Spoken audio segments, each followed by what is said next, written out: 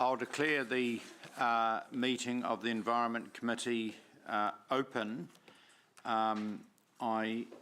Since when we have apologies from Councillor O'Leary, and I'm now absolutely delighted that Councillor McPherson is with us, where he may be a partial apology during the meeting. So that's good, and I know Dave is not here for obvious reasons. I now move to the confirmation. Are there any other apologies? I move that apologies be sustained. Second to Councillor Thompson. All those in favour, those contrary, carried.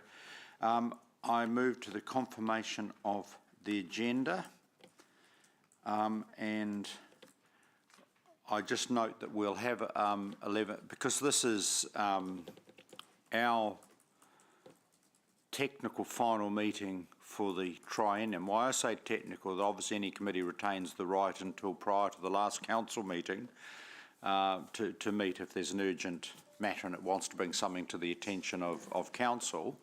But if that doesn't happen, obviously this is our final meeting, so we're going to have an 11 a.m. morning sort of tea break, and also particularly to express our appreciation to our staff team and all the incredible work they have done. So I'm going to move the agenda as before you, noting that public forum is not required today. I'm going to move that the agenda is confirmed. Seconded Councillor Mangai Norm. Those in favour, those to the contrary, carried. Are there any declarations of interest? According to this, not required. Public forum not required. I now move to the confirmation of the Open Environment Committee minutes. Says I, who need to immediately go onto my diligent and fire it up.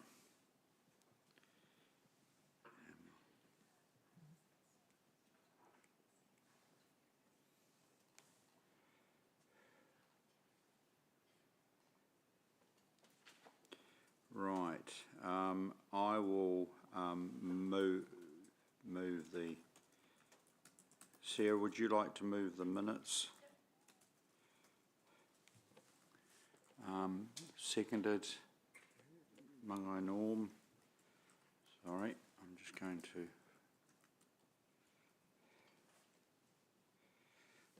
are there any matters arising from the minutes before we move that they be received as a true and correct record? No, there are none. All right, I'll put that motion. All those in favour, please say aye. Those contrary, please say no. That is carried.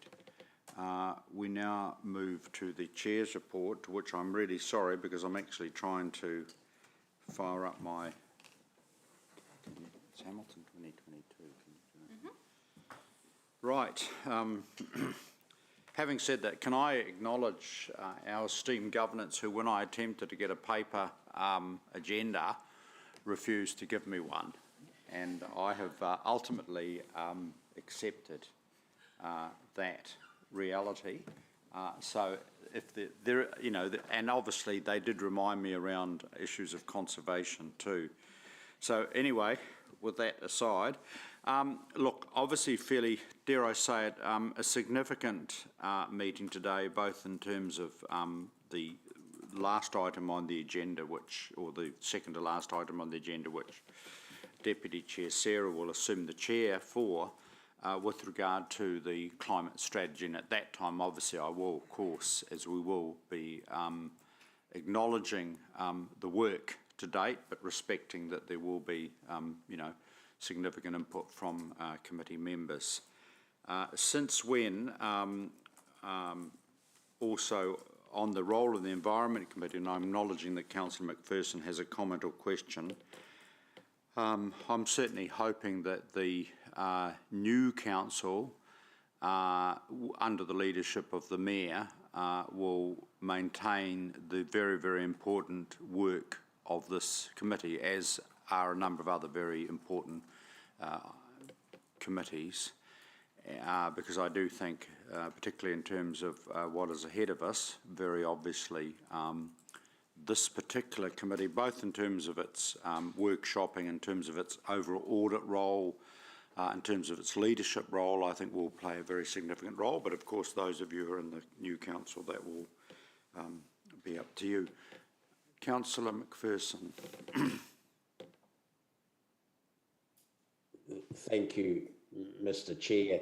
But I first want to actually congratulate staff for their steadfastness in refusing to allow you to kill another tree or two before, in order to look at the agenda for this meeting. So I want to say that they did a very good job there, and I hope you've learnt your lesson. But secondly, and it's a comment that just looking at the Climate Change Action Plan report and some of the other papers there, I realise that while we are now doing what I'd regard as a reasonable job in looking at the scene within council, the real job for this committee and for council going forward, and I would like your comment on this, your wise words, seems to me to be in the space of getting the wider Hamilton community to have its own action plan and buy into that. And there are some elements, clearly waste management is one, where that happens to a certain extent already. But there are many other areas, transport's one, where that's not happening very well yet. So I would like your comments on whether we should now, as a council going forward, be focusing on Hamilton-wide, or just like we have for the last 2 or 3 years on city council environmental issues. The only, I mean, and I'd invite other contributions to this, and I don't think, I'm not just as speaking also as an elected member, obviously this council, you know, subject to, and I think the role of the mayor is very critical, whoever that may be, in terms of community leadership, is that we do, of course, exercise city and regional leadership, because I think there's a heap of advocacy we need to do with the regional council and our colleague councils, but also in terms of our role as a metro. But certainly your point is taken. Councillor Thompson. Councillor Day, just a quick comment. So the climate strategy, our climate future, which we'll be hopefully endorsing later today, largely focuses on the wider city. So it sets a target to reduce emissions for Hamilton, not just the council, and also sets out a framework for how we, in our space, in the work that the council space that the council works in, can work with the community to reduce emissions. What is missing right now is the tangible action plan, the decarbonisation pathway that is going to sit alongside of that. But the plan is to have that completed in time for the next annual plan.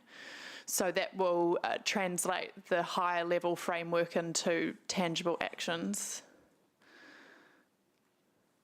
Mr. Chair, if I could add a supplementary question as you use that term in that area. I realise that we have looked at switching our focus there, or widening our focus, probably is the best way of looking at it, to the whole community. There's one thing in us having a community strategy, and it could be an excellent one, and all the official organisations could buy into it. It's how you get the community to buy into it. And I'd like a comment, and might be from the General Manager, from a comms point of view. We were relatively successful a few years, not too many years ago, getting the community to buy into the new waste management plan by really focusing on getting out and about in the community, competitions, and getting schools involved and things like that. What's the sort of chance of us putting most of our focus in that community activation space and to support that wider move? Thanks, Councillor Dave. Yeah, I think you've raised really valid point. I think in the climate strategy, we have acknowledged that, and so a big part of the strategy is focusing on what council can do to enable the community at large to reduce emissions and to adapt for and to prepare for the climate that we expect to have. And part of that is how we engage others in that. So there's the working with other agencies and businesses, etc. But there is also quite a large component in that strategy which talks about engaging the community and bringing them along on the journey. We are very aware that we can put in place sort of infrastructure type changes around, say, public transport and cycleways, for example. But they're only as effective as the number of people that then use them. So we do have a sort of a reasonable component in that strategy which focuses on bringing people along on that journey to kind of get that behaviour change, so that we line up both the sort of infrastructure and the kind of the hard investment with the behaviour or the sort of social change that we also need to see. I think that is quite well reflected in the strategy, and when we get to perhaps the detailed action plans, it's a good sort of check-in point to make sure that we are doing enough to leverage the infrastructure investment. Thanks, Sean, and thanks, Mr. Chair and Deputy Chair Sarah, for the work in bringing the committee along in the last year and a half or so. Thanks, Councillor Dave. Thank you. Any other comments before I move that the report be received? Right, if there are none, that I now remove that the Environment Committee receives the report. I move second. Is there debate? If there's no, Councillor Thompson. With this report, we really wanted to just largely acknowledge the work of our committee. Thank you to the committee members, and also particular thanks to our staff team who have, despite probably some hurdles, we've got COVID and all sorts of things that have presented some challenges, have done an amazing job and have shown real dedication and passion for this work, and we just want to thank you for that. And yeah. So, and I certainly endorse the comments from Deputy Chair Sarah, totally endorse. And as you know, we have identified that it's a small team, and I'd say to the new council, incoming council, you really need to focus on the resourcing in this area for obvious reasons, but very small, dedicated team, and I totally endorse everything that Sarah said, and also acknowledge the really good work of committee members. Your Worship, the Mayor.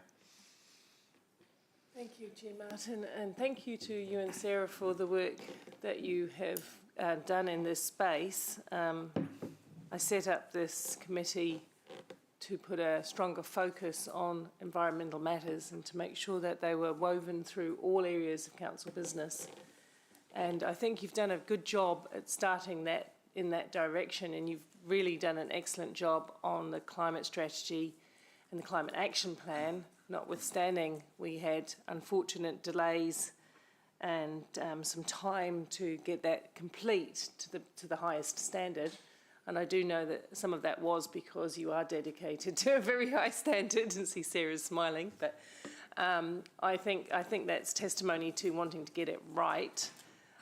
Going forward next term, I would like to think that whoever the leadership is, that they would retain this sharp focus on the environment in some way, look at the parts that have really worked and enable the implementation of the actions that have been set out for us in the work, but also to find ways when we're reviewing the governance strategy to strengthen the opportunity of the Environment Committee to have an impact on other committees in the work they do. I'm aware there was quite a lot of work that Sarah wanted to develop further that it hasn't yet been able to be complete, such as sustainable development and wise water use, and even leaning into the waste management that Dave was talking about before to see where the next big gains for the environment are in waste management. So I'm pretty confident that that work could be undertaken. You're absolutely right though, Martin. Resourcing, there's no point having a strategy if you don't have any money or willingness to implement the strategy. So we need to consider that very carefully in the next annual plan. And in respect to your leadership of the chair, as chair, I would like to thank you for stepping in after the passing of Margaret, who was very passionate also about the environment, stepping into this new portfolio willingly, but also the role that you've played in mentoring and supporting Sarah to make the changes that she wanted to drive, and recognising that succession in politics is a really important matter. I don't think Sarah could have been better served than she has been with you as her chairman, so thank you for that. Manga Norm. Tēnei te mihi kia koutou katoa. Whilst we're talking and acknowledging many, I also like to pay my acknowledgements to the leadership of Me Paula, who established this committee. I acknowledge that the environment actually sits across all committees, very similar to the role of Te Ao Māori, but having a specific focus on the cultural and environmental lenses. Certainly something that we acknowledge from a leadership point of view, also from our iwi. So we acknowledge Iwi Me Paula. Again, I acknowledge the late Margaret in terms of her leadership to galvanise unity across the thinking and moving forward, and the significant kaupapa. I'd also like to acknowledge our leadership today. Sarah walks the talk, and based on leadership, my family, we're looking at buying an electric vehicle. We're saving lots of our pennies to buy one, but it's with the legacy of leadership, Sarah, that you and others show me, don't tell me, really inspire many to act whilst you talk. So thank you for that. And I just want to metamorphose myself into the environment and the river, and thank you for looking after me. And we have one of the great champions of our community, Anna Cox, sitting in our forum today, and it's without the help of those, and Joe and Hannah Duggan and others, that we galvanise in leadership from the front and from the back. So to you, Anna, and others, tēnā koutou, and to the staff, kia ora, tēnā koutou katoa. There's one key principle I just want to share, the principle of koha atu, koha mai. So if I give you a koha, you give me a koha back, and it's the principle of reciprocity. So I work as an environmental consultant on many projects, and I always act on the principle of koha atu, koha mai. When you take from the environment, what do you give back? The river gives you 1, you give back 5. And so in terms of the strategy, we acknowledge that we're in a process of giving back and looking after to provide sustainability for the next generation. So tēnā koutou, kia ora. Any further contributions? Right of reply, because I moved the motion. I just want to thank the contributions and certainly endorse Manga Norman, Her Worship the Mayor. I'm not sure what the reverse of mentor is, because in reality, as a very young person, I remember having a sticker on my car because we were passionate in 1972 to save Lake Manapuri. And I'll be briefly partisan because it was the Kirk-led rolling Labour government that did save Lake Manapuri. But because of that, and that was the first of the Green movement, the birth of the Green Party through the Values Party. So credible moment of New Zealand history. Of course, I realise over the years there is still so much to learn, and I just have to thank Sarah for contributing, and our staff team for contributing to my own personal learning journey. And I made reference to a campaign of 50 years ago to imply that a generation thought they knew it, but I realised as time proceeded how little we knew, and how little we realised what was actually going to the serious issues that were going to confront us and the challenges. So I just want to actually underscore, particularly in this area, particularly Councillor Thompson's incredible role on this committee. I've tended to look at this as a co-chair, as you know, and that is for simple reason that of her amazing contribution, and I just want to thank Sarah publicly for teaching me so much. I now move that the Chair's report be received. All those in favour will say aye. Those to the contrary will say no. It is carried. Right. We now move to item 7, Climate Change Action Plan.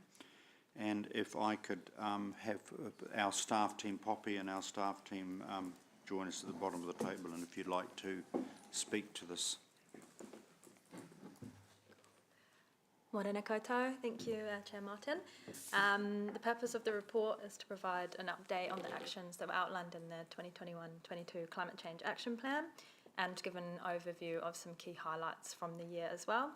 So we've used the usual traffic light report that you can see in attachment 1, so on page 15, and then we've also provided a kind of summary end-of-year report in attachment 2 as well.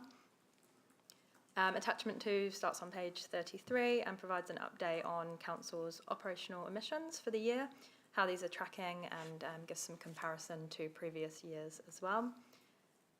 In the last few years, we've seen changes mainly due to COVID-19 impacts, but a key thing this year, which you can see in figure 2 on page 36, is a drop in our natural gas emissions. So 45% reduction since last year. So that's due to some really great projects, like a key project at the wastewater treatment plant, no longer using natural gas to manage on-site peak demand throughout the last year. So that's been really, really great. There's other reductions as well, such as fuel and waste. So yeah, that's the purpose of the report and some of the key highlights there. With that, I'll take the report as read and open for any questions. Right. Do we have questions? Councillor Thompson first. Thank you, Poppy.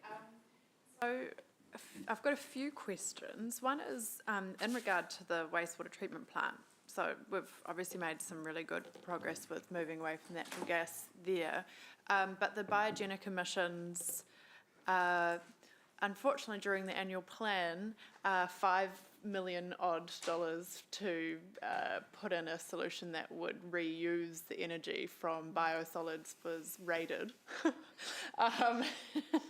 for lack of a better word.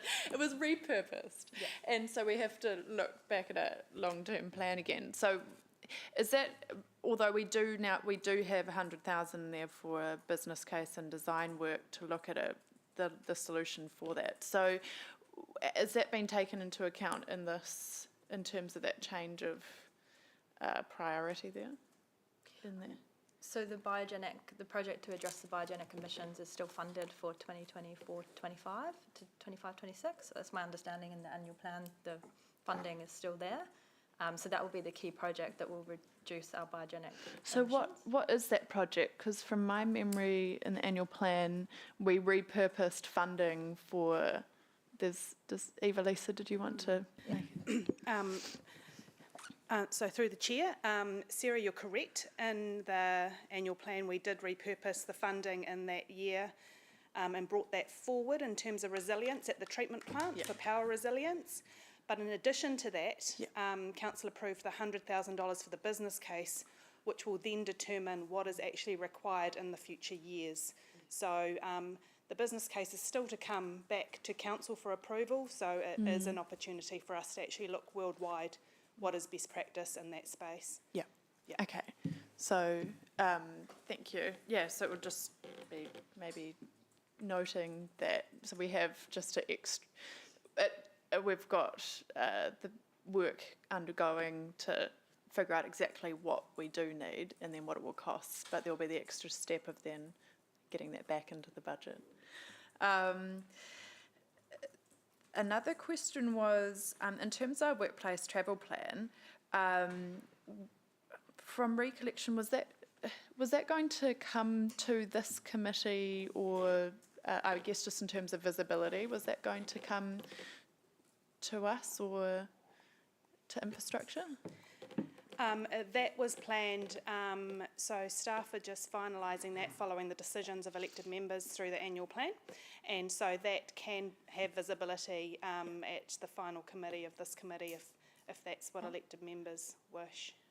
This is the final committee? Yeah. Oh, okay, so therefore we've missed the opportunity to have that visibility here. Yeah. But there is a draft staff travel plan, which Okay. will then get approved by the chief executive. Yeah. Yeah, so unfortunately, we've missed that opportunity to bring that Yes. back today. Okay. Apologies for that. That's all That right. was an Is- oversight of mine. Is there the opportunity for it to just be circulated at some point? Absolutely, so we can actually circulate that through executive update. Yeah. So that there is some visibility. Okay, thank you. Final question was, in terms of our transport program, is there a way through this, because I find I'm finding the traffic lights really useful, but is there a way that we could go a step further with measuring the progress around particularly the transport side of things, given it's such a critical space for us to be working in? Because it's like in terms of whether it's, how many kilometres we've delivered of safe infrastructure, or how that is, are we able to kind of have some more defined targets where we can see whether we're tracking to meet those or not? So that's the work we'll be doing through implementing the strategy. So that our climate future, when we go to do that action plan, those are the sub-targets that we'll be putting in place and the monitoring that we'll do in line with the strategy, Yeah. rather than then continuing this action plan Okay. process. So we will be establishing those through implementation of our And that climate would future. have annual targets around delivery of, Yeah, well, I think that's what we're looking towards doing is whether we do, depending on the nature of the target, with 1 year, 2 year, 3 year, and being able to monitor them pretty easily. And so in our climate future, we've got the measures that we'll be measuring on a long term, but the action plan will include those shorter term sort of annual measures that we want to be reporting on. okay. So I recall in another council seeing that gone, okay, our goal is 10 kilometres of cycle lane and however much for buses. And so there's this just very easy to understand target. So, okay. Yeah, so through developing the action plan, we'll obviously work with the transport team and what they're going to be doing in terms of implementing Access Hamilton to make sure we're aligned, but we really want to be telling that climate story around the transport initiatives. Excellent. Thank you. If I could just make a comment on that as well. So the draft Access Hamilton strategy, which will go through the Infrastructure Ops Committee, that has some of those things in it as well. So there'll be an overlap between the transport and the climate change strategy in terms of some of the things in there and what gets measured. So we will be able to report on those things there as well.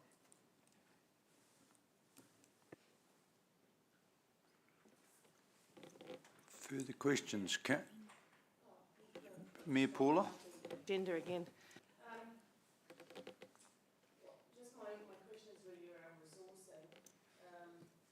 Have you started to map out how you would implement the action plan and what the priorities would be? And if you're short of funding, have you done any of that assessment at this point in time?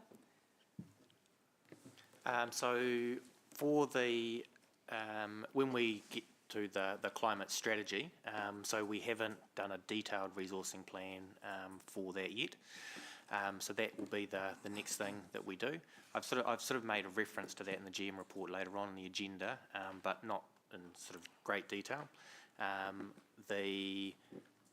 We have the resource that we have in place now. I think is appropriate for the work that we've got going on at the moment. What we would probably intend is that in the new year or with the new council, we would look at what resourcing options are to deliver the climate strategy, and at sort of, I guess, different paces, and that would be something for the new council to determine whether they wanted to continue at the pace with the resourcing levels we have now, or do more or do less, essentially. But we would like to bring that back to the new council so that any funding implications can be considered as part of the next annual plan. Okay, thank you. Mangai Norm? Yep, kia ora. This might be a question for you, Sean. What role does Hamilton City Council have with the airport? Waikato Regional Airport Limited. We're one of the owners of the airport. Yes, I'm mindful of emissions and managing what we can manage, but is there a correlation in terms of discussions with rail in regards to emissions there? Are you talking about rail to the airport? Is that what you mean? No. Rail, Waikato Regional Airport. Oh, Limited. sorry. Yeah. I thought you said rail. Sorry.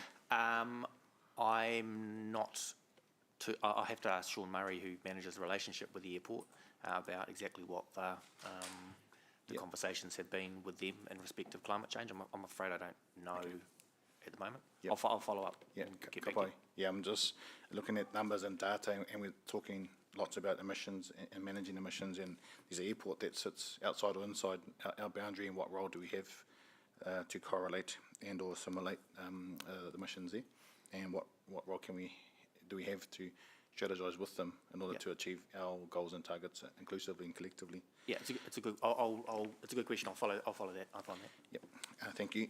One other question. I've been invited onto a board. It's a startup company, Ruminant Bio. They're doing quite a bit of work in the R&D space for managing methane gas emissions in the agriculture sector.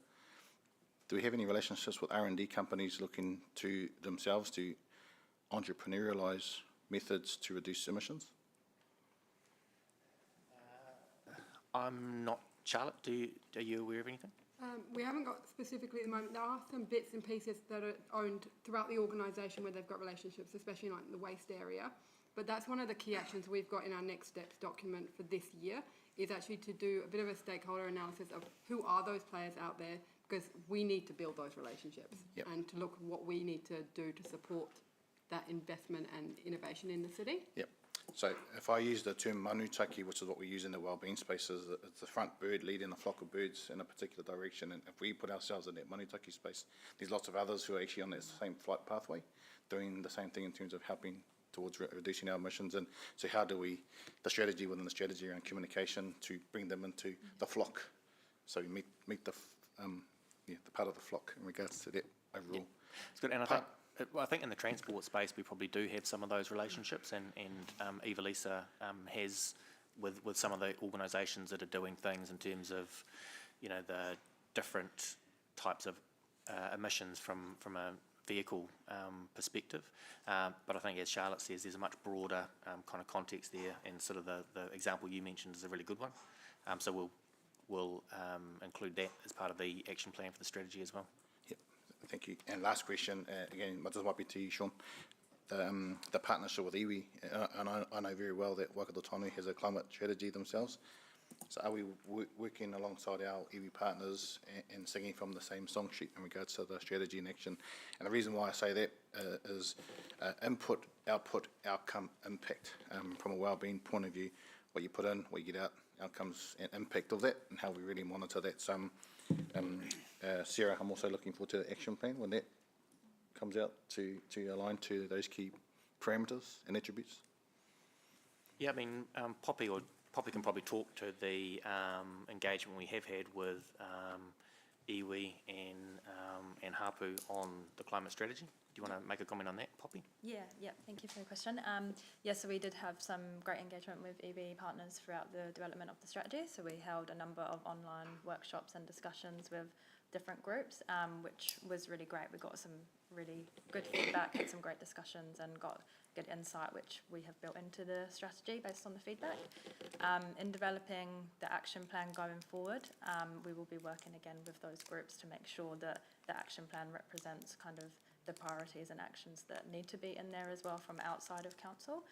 So we've already started building those relationships, but we need to work on them going forward for the action plan as well. Tēnā koe, kia ora. Councillor Sarah.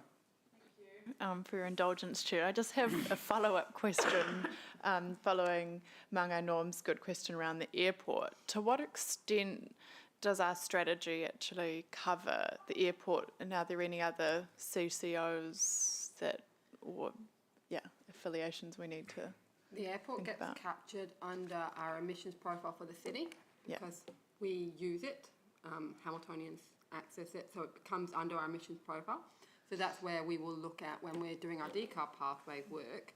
Okay, so that sits in there as a portion of our emissions. What is the role that we can then play to support reducing emissions in that space? Okay, but there is also a special relationship given we are a large shareholder. So how do we take that into account, for example, through a statement of, what we put in our statement of intent? And I'm thinking we don't operate the planes, but there's a number of considerations to take into account as an airport. Even one example is they had a big, no offence, Mark, a big double cab ute, being sitting inside the airport space, being advertised. Is that the kind of, advertising we want to be doing when we are trying to push for a low carbon future? So. It wasn't. Maybe in the future, the next one. So I think there's opportunities which are then, we look at the airport as being a unique thing in terms of how we can engage with them around the airport and what nature of emissions that they generate and what we could do to support in that space. But then I think there are other things which are just general across all areas, like, we don't want anyone necessarily using utes when they don't need to be used. They're right for the right purpose, but not across other things like that. So I think there's two different things there where we can work with the airport as a stakeholder in terms of our engagement with, through being is it CCO? I think so, yeah. Yeah. Maybe add some value to that, if I might. Chair Martin. Mayor Paula. Thank you. I went to the Air New Zealand mayoral, mayoral forum with Lance not that long ago, and they did a very excellent presentation around their sustainability and where they're heading, which I wanted to give council access to, but I'm not sure if the meeting has been set up or you've heard anything about it, Sean. But it's actually a really unique opportunity. They are looking to, what I asked them was if they have air transport, do they integrate with land transport, and how does that all work together? And they're really keen to think in those terms and to share their sustainability journey and have a think about it. But I do know, for example, the rationalisation of their flights regionally is one of the things they'll be doing. But also, excitingly, they do believe they will have electric planes within the next 2 to 5 years on some of the short routes. So that's already in development, which is quite exciting. But one thing in terms of their car park, we talked about extending that conversation about Tahuia to connect the airport better. So there's less cars in the Auckland airport. And in terms of what they do in Hamilton also. One of the interesting things would be that the airport does rely on some revenue from car parking, so there's a financial conversation to be had as well as the... But anyway, I just thought if that helps with your... I am still quite keen to... There was a young man there, a leader in Air New Zealand, who was really keen to have that conversation. I asked Rochelle and talked to Lance about trying to get that conversation happening. So I think we should pursue that, possibly not in the next 6 weeks, but thereafter. Thank you for the time, Mr Chair. If I can, as a member of this committee and councillor, we are a 50% shareholder in the airport. So obviously ourselves as shareholders, and this is something that the new council might look at, is obviously what is going to be our dialogue as 50% shareholders with our other shareholders in terms of the objectives of the airport as a company and its responsibilities.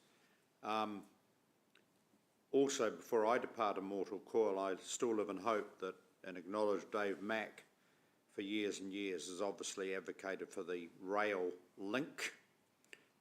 We hope to live to see it, but at least to get it on the planning books. But I'm just saying that, and certainly I think Paula's contribution in terms of the role of our national airline, Air New Zealand, but they all sort of, to me, come together. And I just seem to think that, I guess the question we would ask as a 50% shareholder moving forward is, what is the ideal airport of the future, given the challenges and its contributions what does that look like? And what is the objective? 5 years, 10 years, 15 years? What does our airport look like? Obviously, there's a cross-boundary issue, of course, with our colleague councils who are both in terms of its territorial at this point located in Waipa, who knows, could be Hamilton one day, and also, but they are collegial shareholders, so I just would make that observation. And it may be, if you don't mind, if you know how we capture things as a minute note, we just note that this conversation, all right, because I think it's of use in the sense that that may be a trigger point for the Environment Committee under the new council to perhaps, carry on with that discussion, put it that way. Are there any other questions and comments? Nothing? Right. Obviously, thank you again, Poppy and Charlotte, for all your work and your staff team. That's been really, really, really helpful. Thank you so much. So I now will move that the Environment Committee receives the report. Do I have a second? A second to worship the Mayor. Debate.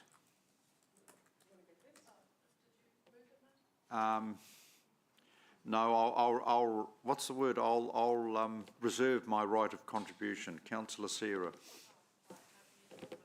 Do you want to speak? You can move it. All right.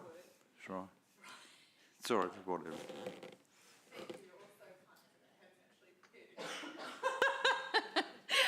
No, I mean, I think the big debate will be when we get to our climate strategy, which is further down the agenda.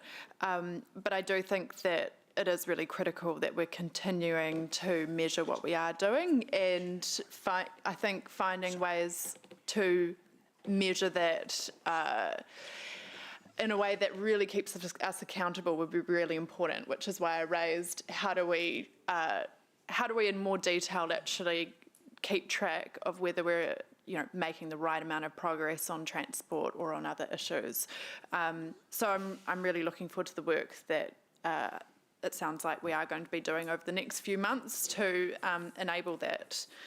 And I think it is excellent that we have actually made, there is some good news in this, that we have reduced our natural reliance on natural gas, and there has been some reduction in our own council's emissions. So I think that's something to celebrate, because these things do take some time, but we are heading in the right direction as an organisation. We've also set a target for reducing our fleet emissions by 40% by 2030 from memory. So that's also, and that's also on track. So it's good to celebrate those wins. But clearly in terms of the wider city, we have a lot of work to do, and this is really only the beginning. And so, yeah, I'm really looking forward to the strategy taking flight over the next few months and informing our next annual plan and long-term plan, where the bicycle tyres will hit the road and we really will start to see some traction. Thanks. Your Worship the Mayor. I'm not going to say too much on this. I'm going to reserve my right to speak on the next one. Just thank you for all the work that you've done, as I've said before, on this important piece. Well, it's an important piece of work. Prior to the last elections, you could have been in no doubt as to what the community, especially our young citizens who are going to inherit the future, felt about climate, and they asked us to take urgent action. And so I want to applaud staff for the work that we've done. It's a very comprehensive piece of work, far more comprehensive than I thought it would end up being in the end, but I think that's testimony to how strongly people feel about the issue and how dedicated this council is to playing its part, both as a city and as a council, to address, to undertake actions to tackle climate. And I'm really pleased to see this. I think you have to measure what you do, otherwise you don't know where you're going. And the targets seem reasonable to me. I'm not an expert in them, but I like the way that they're spread across different areas: water, transport, waste, but also forward-looking with things like grey water tanks and rainwater tanks, because I know that Sarah has been talking with me, and we were talking with some other developers since the beginning of council, really, on how we can influence the district plan review, which we're into at the moment, so that developers might have a blend of incentive or requirement to develop high levels of sustainability in new developments, particularly keen to see people embrace the new water technologies, the wise water technologies and the recycled water. There is no reason why top grade potable drinking water should be used to wash your car, for example. Modern cities all around the world have gone way beyond that into being much more careful with their use of drinking water. That's one. I'm really excited to see what we can do in the waste space. So I'm looking forward to the next item on that, because, that's a low-hanging fruit in my opinion. But thanks to the staff for all the work you've done. Thanks to Sarah for wanting to dot the I's and cross every T. And thank you, Martin, for your leadership in picking up this portfolio. Done. Further debate? Councillor Mark? Oh, excuse me. Yeah, I'll just reiterate what Mayor Paula said. I've really enjoyed being part of the environmental committee. I've learnt a lot, and before I started, I wasn't a massive rider of bikes, but I try and ride my bike everywhere I can now. So, within reason, when the weather's good, so to speak. But I still love my ute. So yeah. Thanks for your leadership, Martin. Appreciate it. What Mark also makes the point, though, is in terms of how, individual behaviours change, all right? And without wanting to do as I say, do as I do, etc. But I've watched the pictures of Dutch cities, fascinating, in the 1970s, and you relate because you've travelled widely in that area. The streets that are crammed with vehicles. And now we look to those societies as models of mode choice and mode shift in terms of the combo of bikes, pedestrians, public transport, etc., etc. So obviously even those societies which we see as something as role models clearly started somewhere. I'm just merely using that as an example of the evolution. So in years to come, come back into this city in 20 years' time. The city in 20 years' time, very clearly in the region, is a result of the work and the decision making and the leadership, particularly picking up Dave's point before in the chair's report about what is the leadership we want to show as a council, as a unit of local government, for our city moving forward in our region. Councillor Kesh, do you have anything to add? No, just that I don't have an electric bike yet.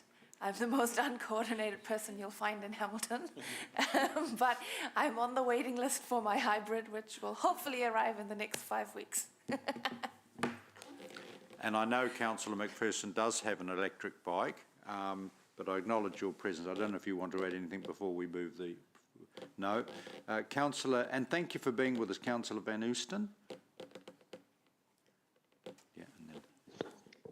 Thank you, Chair. And I guess before you wrap up this particular item, I'm encouraged to see Council being the leader and the lead bird, and I've forgotten the term that Māngai Norm used, but I really love the analogy of being that bird in the leadership of that flock, and for us to be looking into ourselves at the business that we run and taking responsibility absolutely shows that we are that lead bird and that we can make a difference. I have sympathy also with Councillor Sarah's points around the progress that we're making in transport and look forward to being a part of a future council, a new council that gives additional priority to those areas. And thank you for the work that you do leading this in your committee, Martin, and your co-chair, Sarah, and all the work that council staff have done to put this together, because just like the Mayor, I was very unaware of just the complex nature of the kinds of change, and when we're looking at ourselves, what we need to do in order to be that leader. Kia ora, thank you. Thank you. And before Councillor Thompson and a right of reply, Mangai Norm for the final word before right of reply. So the word is manutaki, and manutaki is the front bird, also known as the manukura, the lead. Me is manukura. So manutaki is the front bird which is leading the flockers, and so you've got to be a big honker in the flocker to be able to drive forward a particular kaupapa. That's a well-being joke, by the way. It is aligned to the. It does align to the strategy of Waikato Tainu in terms of the Whakatupuranga 2050. Is that what the tribe does now is in recognition to the 7 generations ahead. So what we're doing now and putting that footholder and the po in the ground now is what great leaders should be doing in order to sustain the future. And again, it reminds me of the mantra with regards to the taiao here in Waikato is toku awa koi ora me ona pikonga he kuratangi hi o te mātamuri. The river of life at each been more beautiful than the last. And I think it would be great if the new cultural induction for the new leaders of Hamilton City Council actually do a Waikato awa paddle. And those that have done it, Sarah, you become one with the awa, you start to protect it, you start to push everyone off the awa when you start paddling on it. So it's all about being one with the awa and one with the environment. In closing, I think we all know the whakatauki, he aha te mea nui o te ao, he tangata, he tangata, he tangata. What is the most important thing in the world? It is people, it is people, it is people. I always advocate that we should adapt and change. He aha te mea nui o te ao, he tai ao, he tai ao, he tai ao. What is the most important thing in our world is actually the planet, our environment, and all those things that sustain us naturally. So if we start to think and act like that, a bike is automatic, a motorcycle is automatic, diesel vehicles are cool but not that cool when it comes to environmental sustainability. So on that note, Mr Chairman, again, proud to be a part of this committee and may continue for many years to come. Tēnā koutou. Thank you. Councillor Thompson. My only thing I'll say in right of reply is to Councillor Kesh that I run a personal bike tour service when needed on demand for elected members. So I'm quite happy to take you out. Thank you. Okay, I'm going to put, and thank our staff team again, I'm going to put the motion that moved by Councillor Sarah, seconded by Mayor Paula, that the Environment Committee receives the report. Those all in favour, please say aye. Those contrary, please no. The ayes have it. That is carried. We now move on to item 8, Nature in the City Programme Update. And Luke, thank you. Welcome. If you'd like to join us, we're in your hands.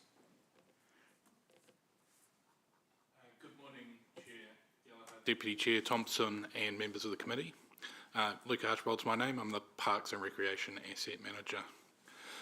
The official program launch in May at Kuku-Taruhi, Donny Park, had an auspicious endorsement by the local tui, who ducked and dived above Deputy Chair Sarah's head as she launched the program. On that day, with the wide community demographic in attendance, it really became evident that a key to the long-term success for Nature in the City program will be an engaged community who are passionate about our natural spaces within the city. This update highlights the focus on building our capacity within the first 12 months of the program. This additional capacity enables our staff to engage with the Hamilton community more fully in a collaborative approach to native restoration. This being essential for growing the community's appreciation for our natural spaces. I take the report as read and am ready to answer any questions.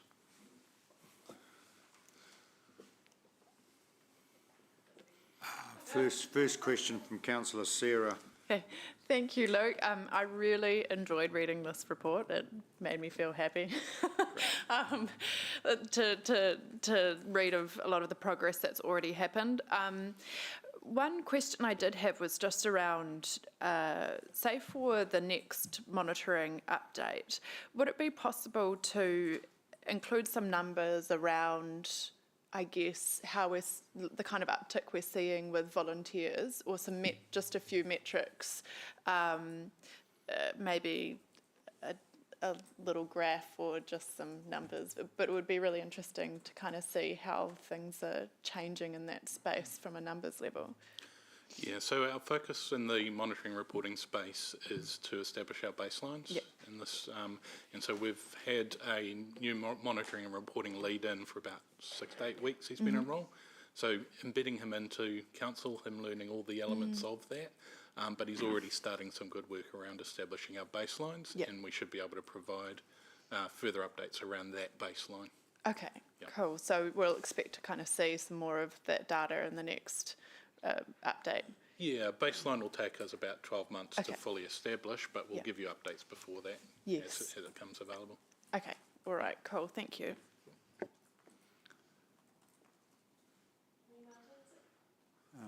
Mayor Paula, and then Mangano. Mayor Paula. Thank you.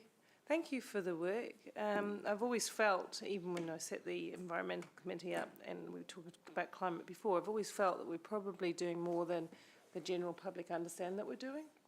So this is it's good. My question around this, and you've partly answered it, I was where we start from and where we're going to. Two questions. One's about the 2%, 10%, and I did see in that map that we're moving by 2031, which is still a way out. Will it increase by 3%, so that make it 5%? Is that how I read that? Go 2 to 5? Yeah. Okay, so that's in another just under 9 years, 10 years, isn't it? Yes, just under 9 years, yeah. Okay, so that's quite a long time. I'll come to that in debate. Just in terms of also the interconnectedness of everything is quite astounding, isn't it? In terms of mature trees in Hamilton, just knowing the age of our city, I know some trees live for hundreds of years, especially some of the natives like Kaikatea, but English trees, oak trees and the like, chestnut trees and other things, they don't, but they can live a long time in this climate, but they can live a long time. We're coming to this point where mature trees are likely to come to the dropping off in health. I've had this conversation with Maria before, and we need to have a succession planting plan. I know we're planting a lot of things, but it's going to take a while for them. And in respect to the bats, for example, is there likely to be from this or informed by this a tree strategy? Good things take time, Sarah. They take time. A tree. Well, I'm going to use the word tree strategy, but yeah, how we actually get down to that detail. We've got native planting, and that's got to have a priority. But we still need trees that are going to be big enough for the type of habitat for bats, for the pecker and things like that. So will this, is that where we see this going, once we've got the baseline data? Or is this already included? I didn't quite see the replacement of mature trees in here. So Nature in the City has a focus on our natural areas, so obviously the gully systems and the like. There'll be some large native species and trees in those areas. From the perspective of, I guess, in what you're talking to, there's our street trees and our larger species, which could include exotics, as well as some exotics that support natural fauna as well. Okay. That sits probably in the wider context. I'm looking at Maria now and seeing. Yeah, so dare I say it, some strategic direction about how the city does wish to maintain their tree network in respect of canopy cover in an urban environment would be very helpful. And I understood the previous item, there was a motion raised, no? Not yet. For the climate strategy item, I've been advised the staff action will be sufficient, but it would be to ask for a briefing on our current state of play and what the gaps are and what we can do better around the management, particularly of our urban trees, so the specimen trees and things. So that's kind of probably more around what you're referring to, Mayor Paula, and so that would give us a broader understanding of where we are and where we should be going with that. Yeah, so I think that would be the really key start to perhaps a proposal to the next LTP around where council wishes to go with our urban tree assets. Okay, thank you. Thank you. I just hadn't made the distinction between the natural areas and the other greens areas of the city, but thanks. Yeah, and they are very related. I know. Mayor Paula. I might say something on that in debate, but I'm really pleased with the work. Thanks. I'm done. I'm done. Mangai Norm. This might be a question for you, Sean. Point 47, cultural. We talk about the inclusion of Mātauranga Māori in its holistic way to align with Western science and perspective. So could you elaborate a little bit on that? How has that been done? And I won't ask why it's been done, but how has that been done? So, Yeah, I mean, it's Luke's report might be the best place to answer it in the first instance. so the intent is that it will be done, and so we've recently established a technical advisory group, and we've got some good representation across Regional Council, DOC, Waikato University, as well as Go Eco. We're looking for a few more wider representation. The key missing part is iwi representation to provide us with that Maori expertise. And then that group will look at native restoration and how do we collectively consider how to do that from all aspects. Mangai Norm, I can probably add to that at a really, really practical level. We're aware, obviously, Ngāti Hawa and Ngāti Wairere have mahi groups set up, and we're actively engaging with those groups in terms of where we have contracts for work in natural areas and how we can work together to better understand that Mātauranga Māori space and bring that into our work programs, as well as offering contracts to those groups. That's fantastic to hear. There's a baseline that's been calculated now, understand? There's a Westline science environmental baseline. So I believe the SNA review is nearing completion, and that's key to establishing a baseline for key data. Yeah, so we have a cultural baseline in Waikato as well. Cool. And you may or may not know it, but I'll let you know it now. It's the river of life at each bend more beautiful than the last, and it's the Mamai Aroha of King Tawhio. As you sit on the highest mountains, look across the valley of Waikato, the river of life at each bend more beautiful than the last. So it's actually a real strong cultural alignment, and this is where the connection to Mātauranga Māori actually matters. And so, again, reaffirming the river used to be the local pack and save, it used to be the local State Highway 1, it used to be the local recreational centre and school. And Mayor Paula, you may or may not know this, but the Waikato River used to be the local Wi-Fi, because the spirits moved up and down it in terms of messages. So iwi Māori should have had royalties and Wi-Fi, but that's another story. So just that alignment to Tai Tumu Tai Pariao, which speaks to all those attributes that you're undertaking. Absolutely, Mangai Norm, and if I could be so bold as to suggest that if you're willing to promote this and the opportunity for iwi to engage with this piece of work, that would be very much welcome. I'll take up that bold question and actually say I'm happy to help where I can as well. Kia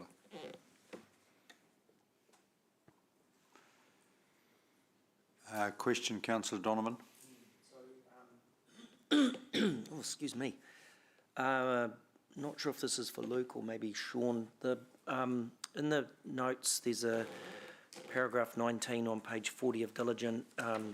You talk about a community restoration advisor and part-time private gully advisor. And then part 2, we've increased capacity to connect with corporate groups. And you list an example there of a 3-year partnership with Ebbets Volkswagen. where do we broadcast those relationships? Like, how? Because I mean, I like that. I think that's a great initiative. And when I was part of Perry Group, we had a section of the river that we used to look after, and we did planting and weeding and all that sort of thing. But where do we broadcast that, and is that community restoration advisor, are they the person responsible for talking to the corporates, or who's doing that? So they're key to the relationship building and establishment of what work would be done with the corporate. How do we broadcast it is around working with our comms support, and we've got a number of different channels that we update our community in regards to what we've done and what relationships have been established and what work's being done under the program. Okay. Helen Paki, can I just add to that? Just as part of the city investment program also, we will be looking at how we are just starting off on a corporate sponsorship program, and we'll be looking to build that up, and part of what we'll be looking is how we promote and advise around our sponsors. So that'll be a big part of work that we're doing, not just with Nature in the City, but across all our organisational projects where we get sponsorship, how we let people know about that and promote it. Cool. Thanks. I have a question to Maria Barry. Can she confirm that she continues to be absolutely amazed and stunned at the dedication by both our staff and community volunteers in terms of their amazing contribution to this particular project? Absolutely. Thank you. Right.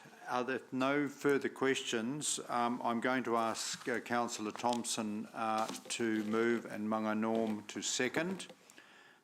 Councillor Thompson, do you want to speak to the motion now that the Environment Committee receives the Nature in the City Program Update Report?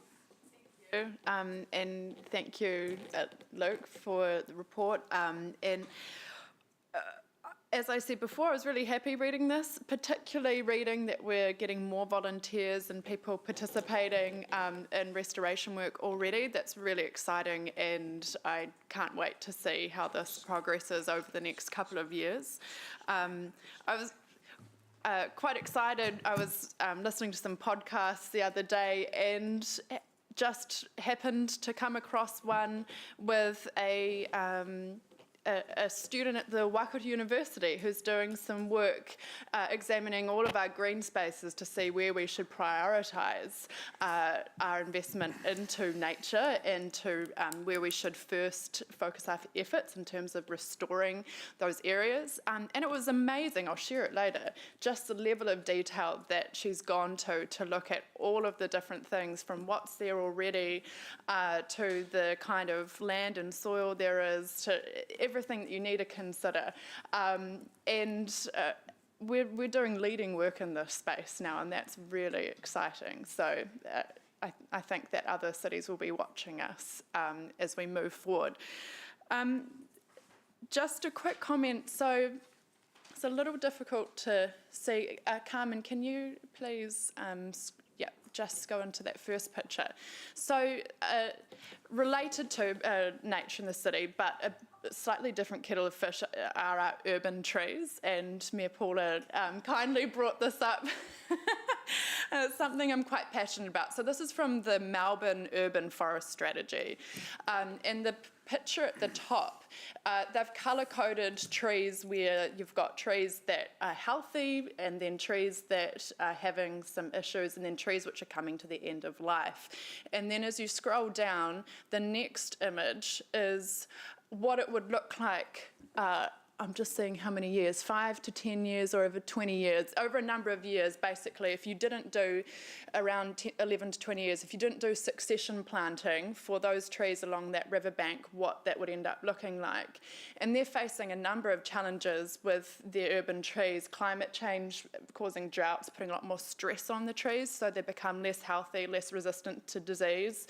They're seeing more diseases come in that are decimating things like their big elm elms that, go along their park avenues. And then if you scroll down to the very final image, Carmen, so that one there, that's what it would look like with the succession planning.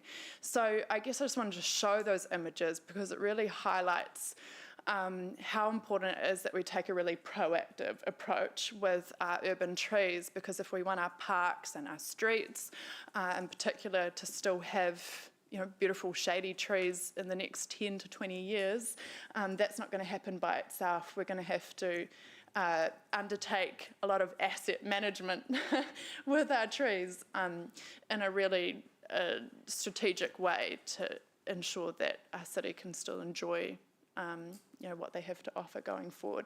So I'll bring that up again at our next thing, but I thank you, Mayor Paula, for raising the issue. I think it's extremely important. Thanks. Further contributions? Councillor Kesh. Thank you. I just wanted to, where did it go? I just wanted to quickly acknowledge Luke, Maria and the team for their work in this area, because listening to community feedback, it's definitely noticeable that our capacity in this area has increased. Reading the report, we've got increased staffing levels now, and it's obviously making a huge positive impact in terms of volunteer retention and just education around the gully systems in Hamilton.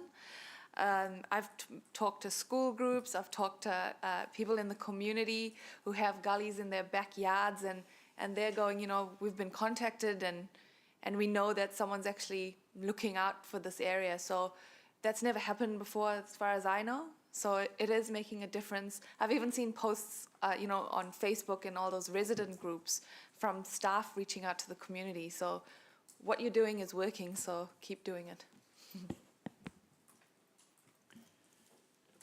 Thanks. I'll make a contribution. When I went to the groundbreaking planting event in Donny Park, and I've lived in Hamilton all my life, basically, and I was amazed that you can live in a place all your life and what you don't know, what you don't discover. It's not a local park area, and I was just, on that day, I was just utterly stunned, because what it did for me, it illustrated the dream we have and the vision we have to develop for the future. And for many years, our so-called gully system was the neglected. But I think this is such an incredible piece of work that has taken a degree of important political leadership. And people make a contribution, and I think I've got this right. I remember a young regional councillor, activist, Operation Halo, Tui's in the city, called Paula Southgate, and the leadership that she, in fact, I can't think of Central City property when I hear a Tui, I always automatically think of Paula at that point. But I say that because it has taken, if you go back, it's a series of sequencing of political vision and leadership, and some incredible group of volunteers who have helped bring us to this spot. And then obviously I want to absolutely acknowledge Councillor Sarah's passion and advocacy in this area. And again, that's another example of how that sort of political leadership, if you like, carries on. Just taking two, there are other elected members, obviously, people at Daphne Bell. There's a whole range of what I call political heroes along the way. But most importantly, there are people who serve this organisation who I call our professional heroes, who, if you go to conferences, have, and I will say this, reputations in Australasia and New Zealand for their intellectual and expertise. So I want to do a huge shout out to Maria and Luke and the staff team for the actual grunt that they bring into this area, and the professional and intellectual leadership and the vision that they put together. So with regard to the dare I say it, the slideshow that Sarah shared with us, I'm excited when I see that, because that's the next bit of the challenge. It doesn't stop. I'm talking about years ago where you start, but these are the exciting things, I think, subject to the incoming council maintaining the vision. And I think it's very relevant that we also address the issue of the tree canopy, because nature in the city doesn't just stop in our so-called gully system. Nature in the city needs to reach people who live in a high-density traffic area, in a high-density suburb, and as Chair I'll ignore the bell, in a high-density suburb with diesel fumes and everything outside their front door. Good urban planning involves the holistic. So I want to sort of bear with me, please. With Ryan Hamilton's committee, the District Plan Committee, the HUGs, you know, it's all sort of integrated planning, and I can't stress strongly enough how I really hope that the incoming council develops that tree canopy strategy as an absolute complement and linkage, and so integrated to the nature of the city. You know, it doesn't begin or stop there, so that in the end, good urban planning, our grandkids, our young kids get to actually benefit and enjoy a council and that has been visionary. Because believe you me, if you show vision now, a generation in 20 years' time will thank you. They'll forget you. They won't even know you existed, but they will actually enjoy and benefit. So I think this is such a core part of what we're going to do moving forward. But to sum up, thank you so much for the work, the leadership and innovation to date. Further contributions? Councillor Thompson. Oh, Your Worship. I was getting so carried away with listening to you then, Martin, I forgot I was going to say something. Thank you very much again to the staff and for the committee for the lead on this. Good work. I just want to make the one point, because I think other people have made it so much better, that green space is green space, whether it's a natural, currently a natural green space, or a park or reserve or road corridor or whatever it might be. And I do think we need to think about that in a total coverage situation. Support Sarah's passion around the trees. I live very close to some very mature trees, really large, one of which was damaged in the hurricane thingy, cyclone. But that's another thing. We are seeing more damage to it. Wasn't there more trees damaged in one day when that cyclone came through recently? And we have to be aware of that, of the life cycle of our nature. But I have to say that I'm delighted with what's in here, because as I've said before, I always knew we were doing some really great things.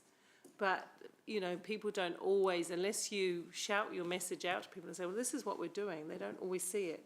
And I do remember with some of the climate advocacy before the last election, people might stand up on a platform and say, council is doing absolutely nothing about X, Y, and Z. And I thought, well, we're not doing enough. I absolutely agree, but that's not true.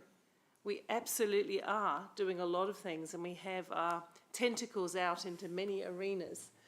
And of course, the other final point I want to make is that we can't achieve anything without partnerships. So I'm excited what's happening in the trend with volunteerism, because across the globe and in New Zealand, volunteerism has been trending the reverse way, with our volunteers getting older and then, you know, getting to the point where they can no longer do physical work or undertake that activity.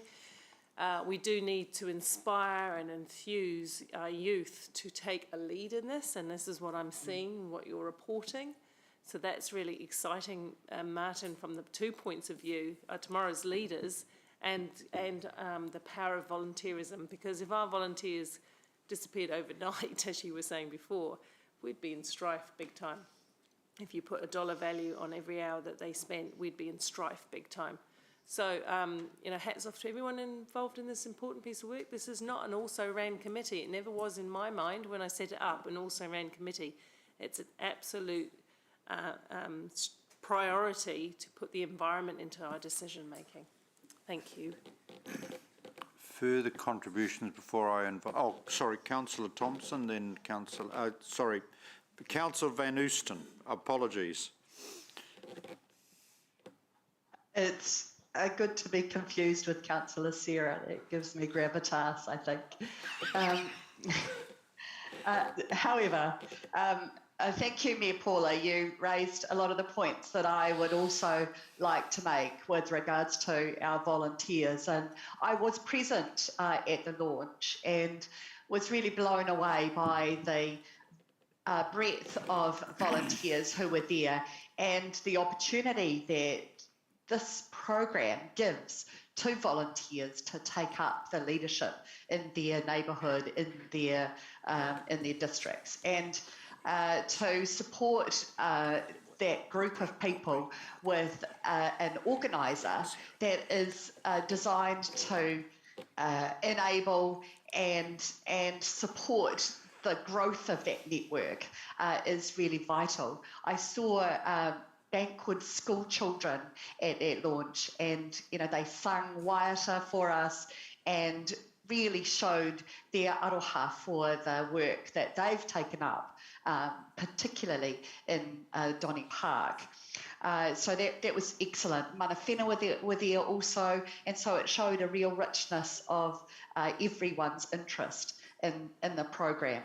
But particularly having that supporter financed by council and enabled by council to get those groups together really helps to be able to grow the numbers of those volunteers. It helps to grow the leadership within those volunteers, and it gives them agency for their own area. And there's real opportunity for us as a city to be able to build upon that. And so I'm really in support of Councillor Sarah's call for more monitoring and reporting on the health of those groups. So we'll of course be supporting this initiative further. Kia ora and thank you, Chair. Thank you, Councillor Maxine. If there's no... Councillor Thompson, right of reply. Right, I will now put the motion. All those in favour, please say aye. Those to contrary, please say no. That is carried.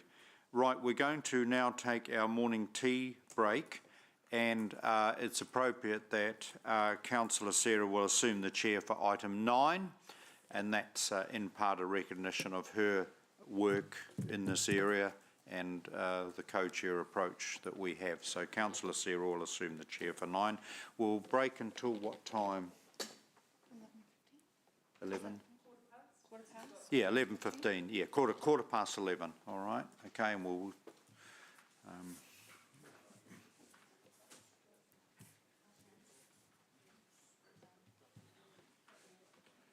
Anna, as Go Eco, you can join us, please. All right.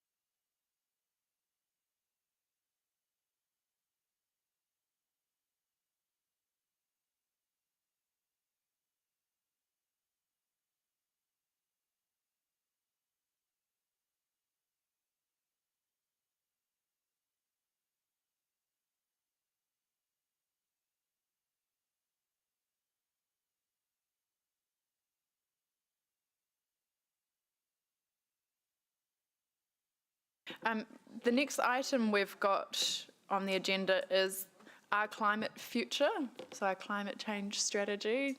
Charlotte and Poppy, would you like to present this?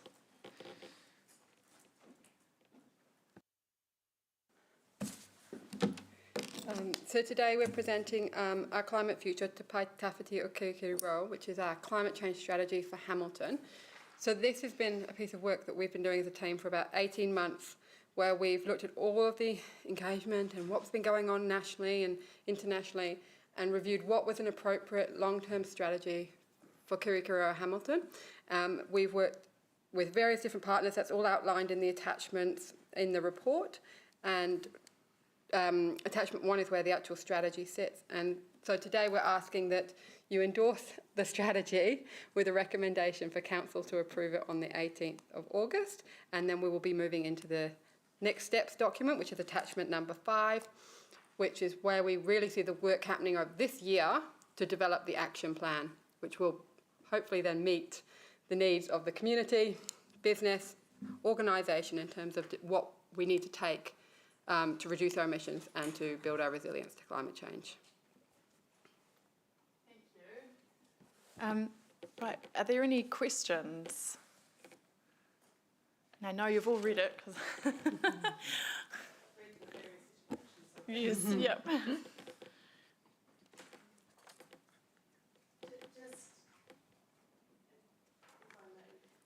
Is it me? Yes, me, Just, Paula. Sorry, and then, yep. Just the same question that I kind of pitched at the action plan, I guess. It's, I guess at this stage, because we've got some very aspirational targets, to be an centre of excellence, for example. Is the next step to consider how this gets implemented and budgeted for? And has there been any work, I think I know the answer to this, but has there been any work done around looking at what other councils are doing who are both really good in this space or not so good in this space, because if you're going to set an aspiration to be the best, you've got to benchmark against something. So has that work been done, or is that the next step to see what does that look like? So in How much does it cost? Yeah, in developing the strategy, we definitely looked across what other councils, both in New Zealand and overseas, were doing and what some of the best practice there was, and that helped us to guide where we should pitch the strategy and some of the key things we wanted to focus on. So we definitely have looked at what else is going on. In terms of how we're going to go about implementing it and the cost, that is the work to be done over the next year. So a lot of the things that are in that attachment 5 next steps document for this year are those pieces of work we need to do to know how much it's going to cost for us and what the appropriate level of action is that we need to take as a council, and how do we work with others and who else should be doing the work as well. So what, is it more efficient that we partner with other councils or with business on certain things? That's the work we need to do this year, and then we'll be putting through that through the LTP process to look for the budget to deliver. Thank you. Thank you, Mayor Paula. Councillor Kesh. Thank you. I just had a question around, we talked about, in outcome 1, it says to support our businesses and community through the transition to reduce emissions. I mean, we all know that there are some groups or some people who will be quite resistant to change. And then I switched to page 64 where you talk in more detail about an equitable transition. In the paragraph, it talks about, where does it say?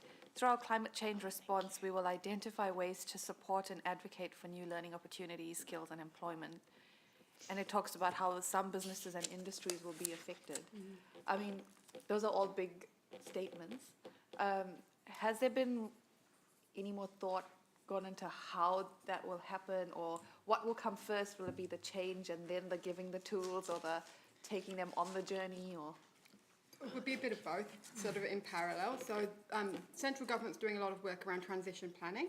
So we'll look to what they're doing, but what's most applicable in Hamilton. So which of our businesses and industries are going to be most affected, and which sectors of our community by the low carbon transition.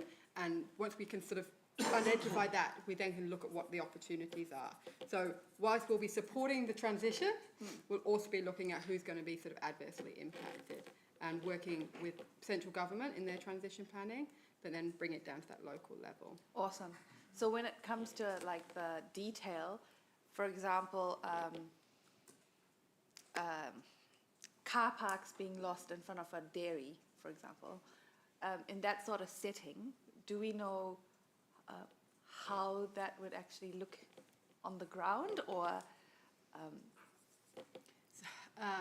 So I guess for our action planning, we will probably stay a level above that in terms of the specifics. But the other piece of work that we've been doing, which is that climate change policy, what we're doing through that process is whenever decisions are being made within council, we would be saying, can you look at the climate change aspects of that? Yeah. And that would be one of the things we'd ask to look at, Yeah. is around, okay, what would the adverse impacts be around? It's a positive thing for mitigation, Yeah. but what other things are you looking at? in Cool. that So it'll be space? a more holistic sort of approach. Yeah.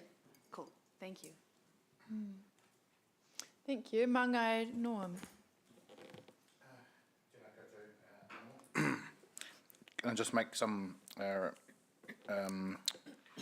real profound acknowledgements to the document? I think it's, again, provides that blueprint going forward strategically, inclusively and holistically. Really proud of the use of Māori terms. Really proud to see it acknowledged throughout the document, which gives respect to partnership, but really the principles of Te Tiriti, in my humble opinion. It acknowledges key documentation that set a strategic foundation going forward in the taiao space, and I acknowledge Tai Tumu, Tai Pari Taiao, Te Tere Whai Mana, Te Tāmata, Te Rautaki Tāmata Aotearoa Ngāti Hawa, and other key documents that provide a cultural policy setting direction going forward. There's a lot of reforms happening at the moment, and you talk about NBA, strategic planning, net climate change, and the relevant reforms that we know about.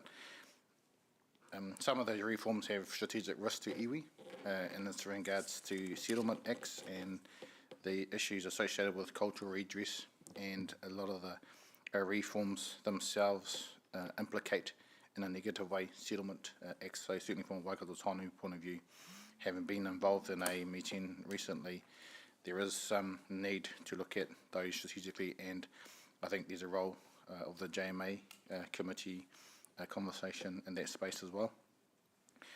It sets a beautiful foundation and it aligns to key strategic outcomes we want.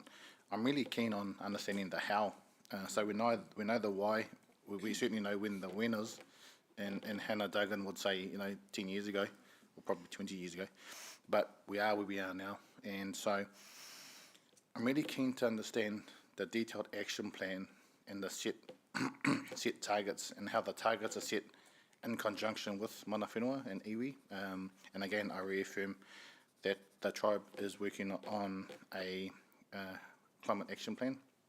A lot of the conversation is around the word adaptations, amongst other things. So I'm really keen to see the how much and how we monitor the how, because it paints a fulsome picture. So we've got what we've got. And there's an adage, there's an old saying that strategic documents are just like cerebral popcorn. They taste good without any nutritional value until you put in place the plan that shows that value. And so I'm really keen to understand and correlate and connect the how to the why. There was a question in there. Mangai Norm, is that a question? Oh. You talk about the action plan. Are you going to work with iwi in order to align the action plan to achieve the strategic plan we have here? Definitely. And that's going to be a yes, but can you just share some details in terms of, can you share some details in terms of what are the key poignant points you're getting from iwi that align to the plan? In terms of the development of the plan. So I think that the key things that we want to do around the development of the plan is to engage early. So I think one of the things with the strategy is we should have engaged a bit earlier with iwi and more generally in some other areas. But what we're doing in the next steps document is there is a couple of key pieces of work that we need to do that will be research based that we need to then take to iwi and to other partners and say, okay, we've learned this, now how do we use this information to build our action plan? So not us taking predetermined ideas to engage and to decide on what the actions are. And the other thing is we are committing to doing our climate change risk assessment, and that needs to be done in partnership with iwi. That's not something we should be doing separately. So we've already had those conversations around doing that together and making that our understanding of risk very broad.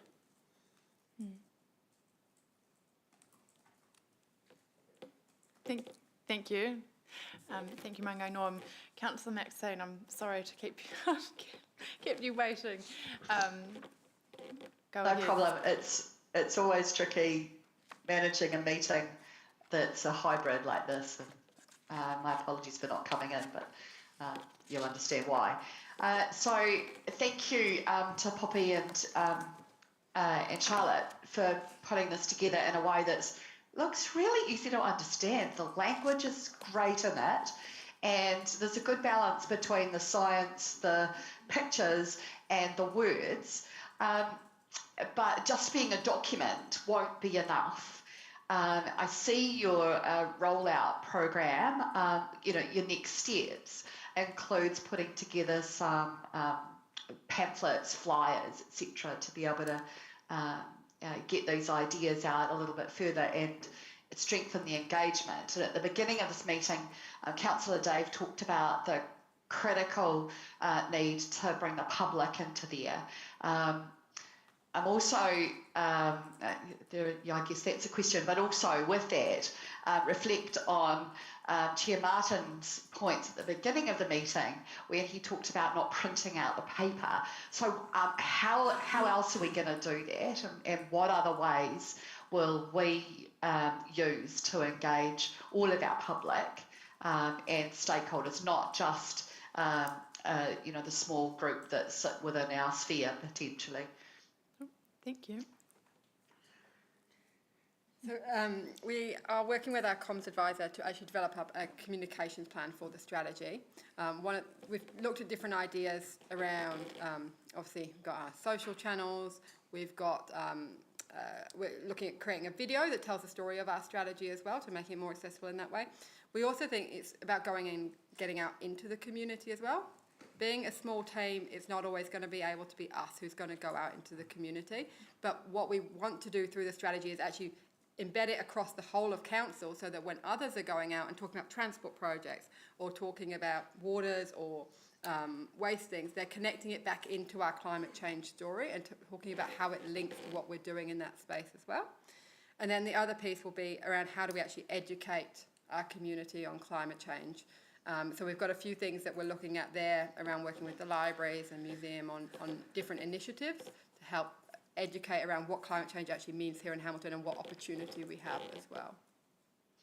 Oh, that sounds really great. Do we also have a way to be able to connect our schools into this program as well? I note just recently there was a fabulous initiative by one of the school kids to think about the cycle of fast fashion, and there's an awful lot of interest in our school-age children, and they are minds that are open and malleable to these kinds of things. So I wonder if there's a opportunity that we can build a program there too.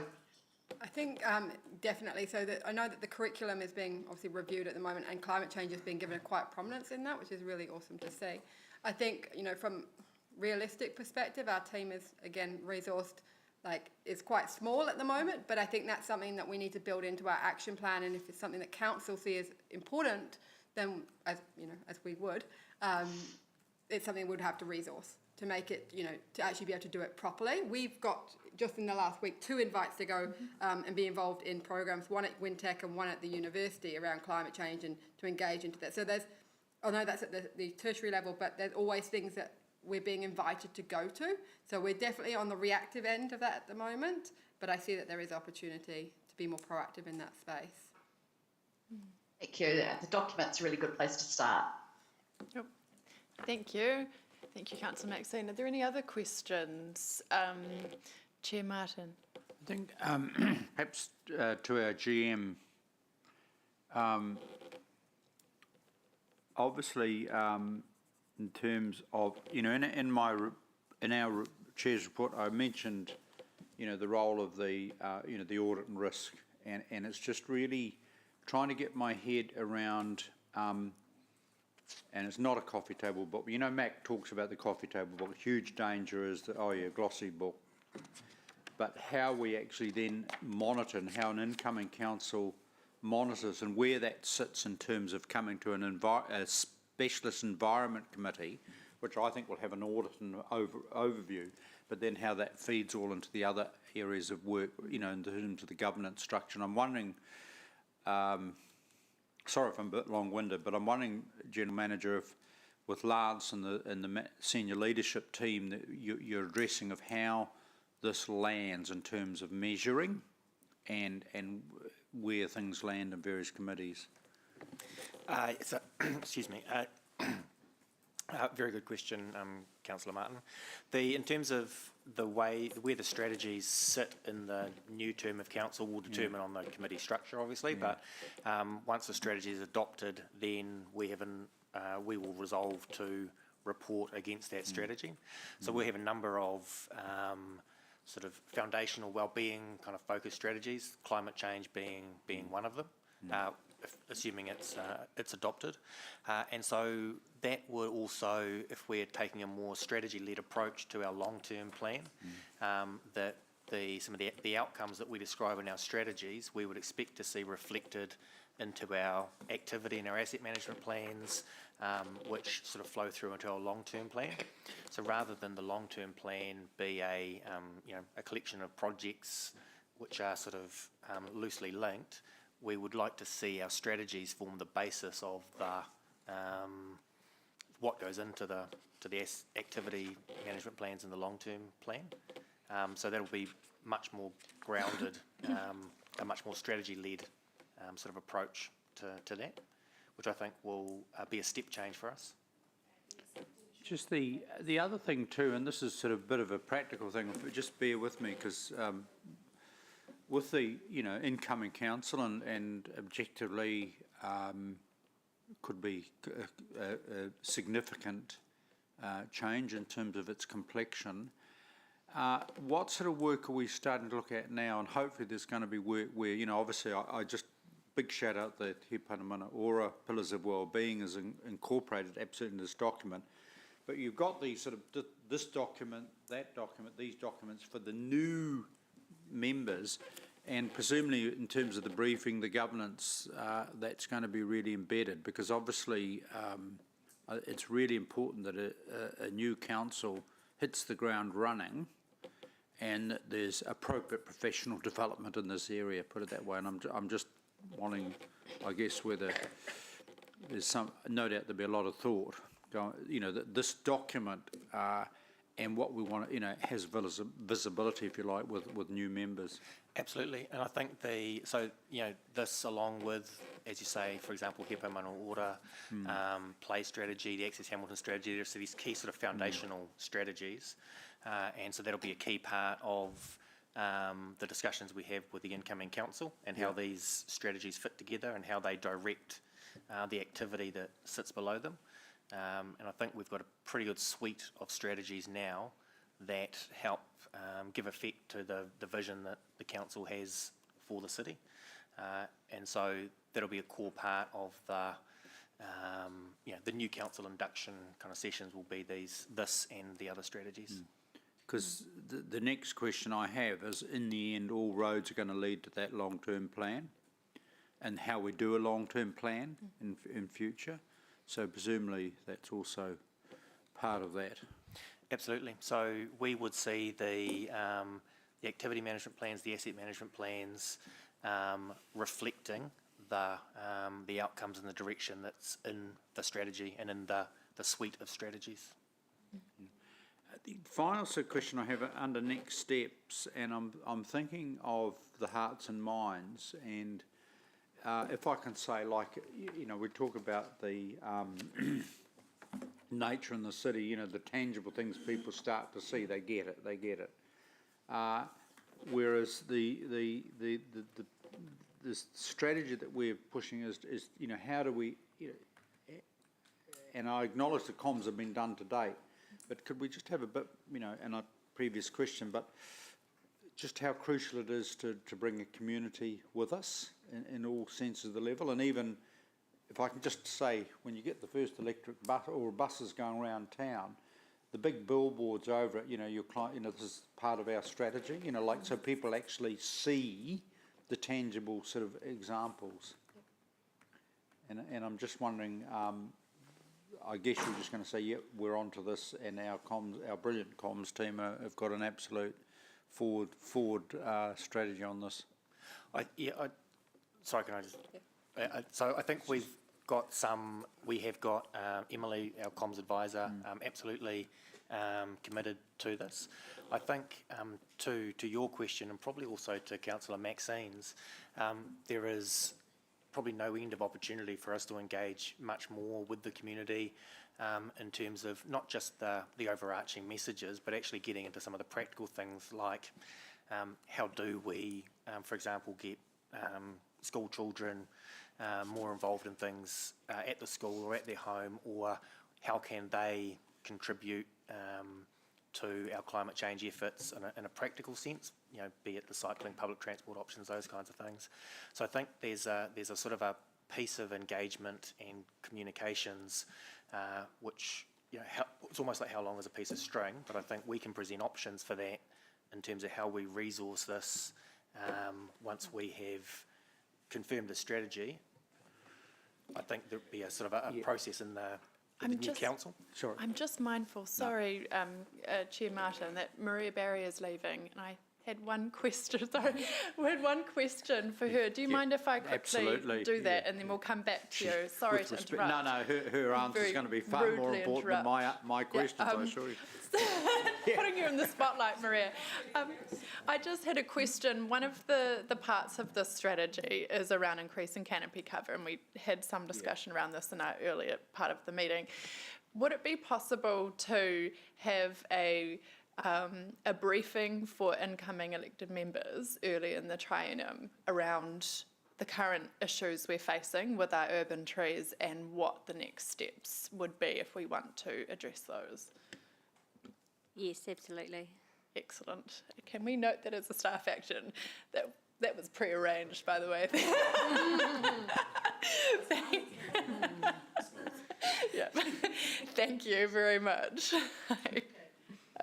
Chair Martin will continue.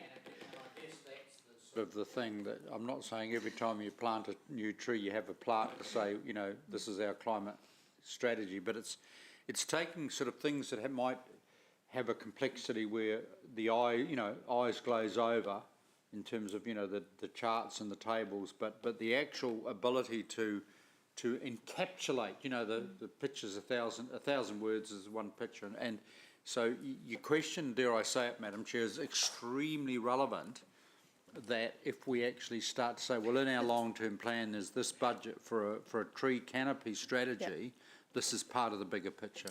Okay. Thank you, Chair Martin. Do you have any further questions at this stage? Okay, excellent. We've got a question from Mangai Norm, and if we just keep it to just questions at this stage, and we'll go into debate soon. Yep. A question in regards to page 28, Waikato Wellbeing. What contribution have we made to the Waikato Wellbeing project?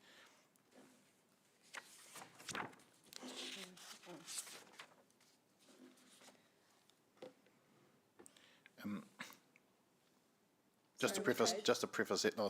So. Doesn't matter. So in regards to the Waikato Wellbeing project, have been involved in that for some time. I think it's SDG 13, 10 and 17 is a good one as well. But what contribution have we made to that strategy? So we've met with the Manataki for the climate change part, and most of our has gone through working more through the Waikato plan in conjunction with Hannah and Joe in that area, and not doubling up in terms of what's going on in the Waikato plan and the Waikato Wellbeing project in that space. So that's where most of it's been focused at the moment, but we have ongoing engagement through that project at the moment. Yeah, great. And that question was leading towards the pathway of everyone's and the strategy within a strategy around communication and how you line things up. Because we're all singing from the same song sheet, just in our different vehicles or lanes. Yeah, and we don't want to be replicating things as well, so there's a lot of value in us collaborating. So there's projects that are going on that we're part of that are being led by one of those parties, but we're making sure we're all aware and across what's happening and inputting where we can. Yep. And just one other question, last question. Just again, the Hamilton Airport is a significant player in the climate space, and how we connect to that as a strategy within the strategy as well. Yep. Kia ora. Thank you. Are there any other questions? I've just got a couple, so if anything else pops to mind, put up your hand in the meantime. Charlotte and Poppy, the first one is around the next steps document, and it says develop an emissions reduction pathway. This is on page 136 of the agenda and diligent. Develop an emissions reduction pathway for Hamilton City's emissions by March 2023. So does that mean that we would have a clear, tangible pathway with the how and the kind of more specific actions in time for the annual plan if we wished to ramp up action then? So our intention is that over the next few months, we will have a very clear idea of where we are currently at in terms of on our pathway to get to the 2030 and 2050 targets that we're proposing in the strategy.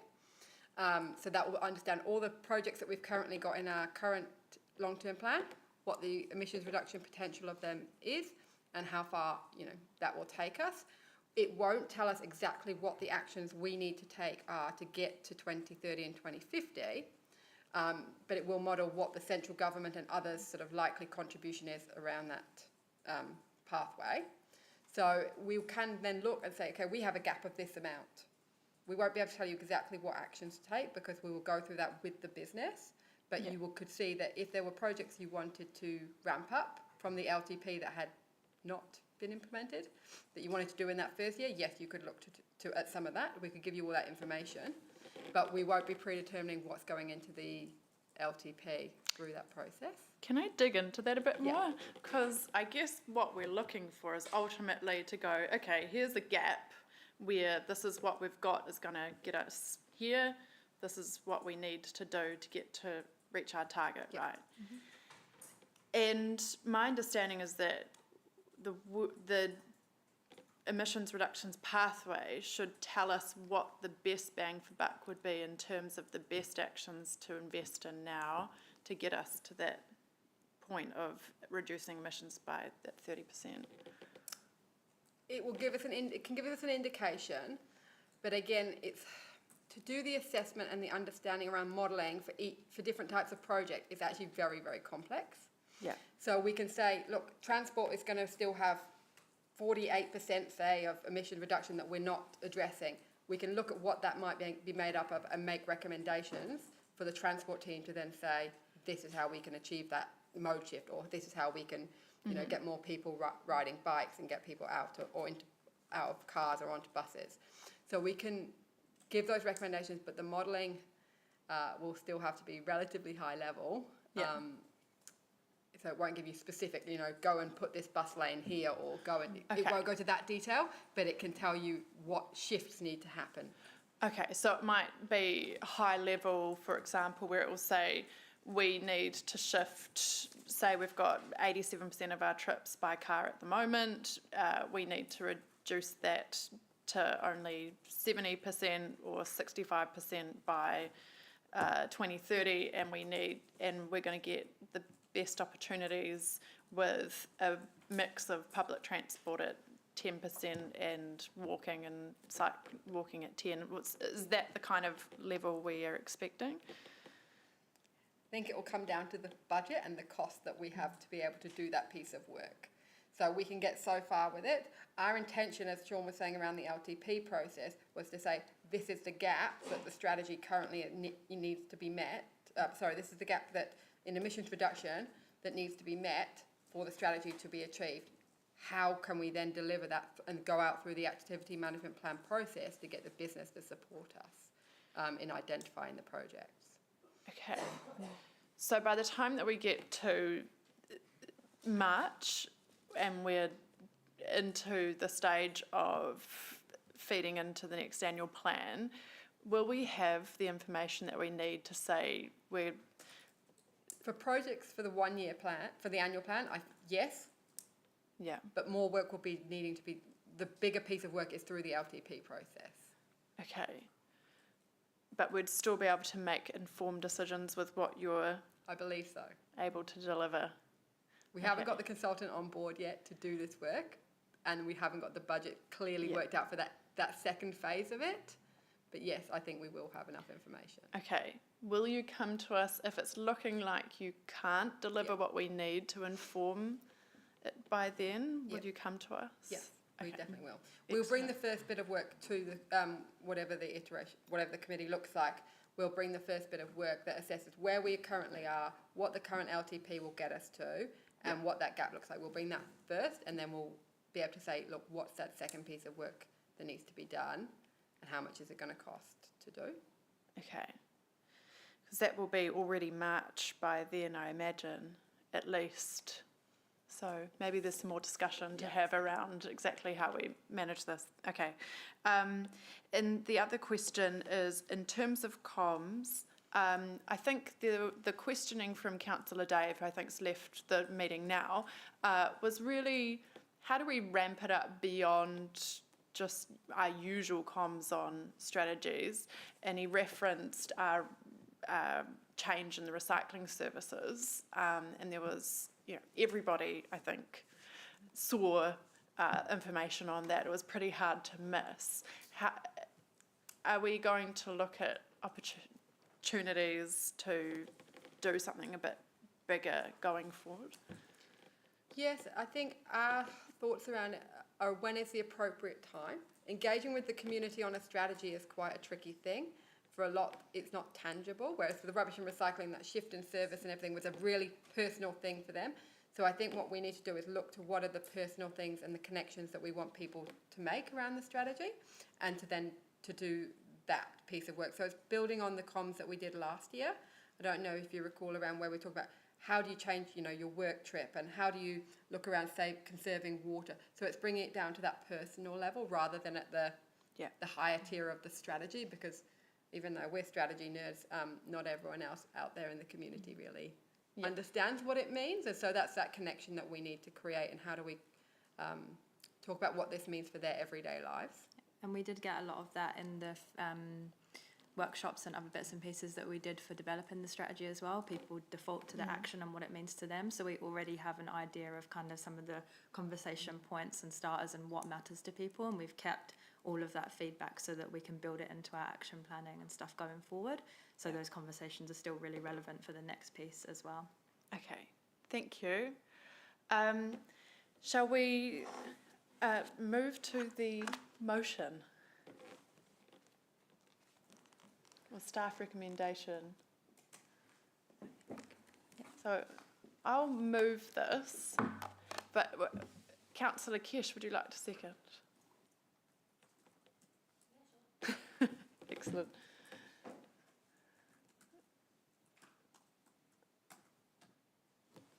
Okay. Oh. Right.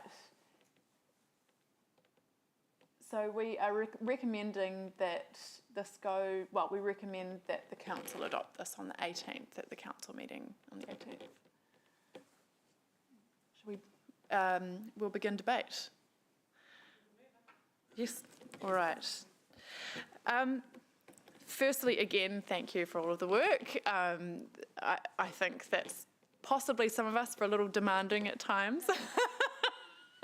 So I'm particularly grateful for your patience, Poppy and Charlotte, on this. We've seen in the news recently more and more extreme weather events around the world. the UK is experiencing record high temperatures in the 40s, which for them is a first. And the science is saying that that basically would have been impossible without climate change. The heat wave would have been at least 2 to 4 degrees less. And they're seeing their social infrastructure, their infrastructure really struggling. People's health is being impacted. Food supply is being impacted because of the droughts and the heat. So this is really becoming more and more real every year that passes. And I'm very cognizant that over the 3 years that we've been in council in this term, things have gotten worse. And so we do need to do our part to act. And I think when we think about our kids' futures, I know many of us are concerned when we think about kids or grandkids and what kind of legacy they're being left with. It can be a bit overwhelming, but the best antidote to when something's overwhelming or kind of depressing is to take action. So I'm really happy to see us taking this step in terms of developing a strategy which is setting a direction for moving forward in a bold way. The next step, of course, will be the tangible action plan, and I will be really annoying about this. I will be very determined, and I'm sure many others around the table will be too, because ultimately we don't want another budget to go past or another opportunity to go past where we could take more action to ensure that we are leaving a really positive future for our next generation. And of course, it's not just reducing emissions. We haven't had as much discussion on it today, but adaptation is going to be critical. We're not by the ocean, so we're lucky with that one, but we're still going to feel the impacts here in our city. We will have heat waves. We will have hotter summers that make it harder to be outside. Our playgrounds are going to need more shade. Our streets are going to need more shade. Our infrastructure is going to have to deal with extreme weather events and heavy rain that it hasn't before on a more regular basis. So it's critical that we're future-proofing our city as well, and so that work with the adaptation will be just as critical. So thank you everyone for your support, and we'll move on to seconder, Councillor Kesh. Thank you, Chair Sarah. I want to just take a moment to acknowledge your work and your passion and your enthusiasm, not only in this committee, but everything climate related. And it's been a pleasure to work alongside that type of passion. When you're surrounded by that type of positivity, it's difficult to not get swept up in your passion. And it's important work. We all acknowledge that. Again, like yourself, looking forward to the action plan. I think that the strategy is a step in the right direction, even though it has taken us a while to get there. We have, and it gives the next council a good platform to continue work in this area. Listening to you and talk about weather events internationally, I wanted to share something. I spoke to a relative last week where I come from in South Africa, and they had some really bad flooding about 8 to 9 months ago.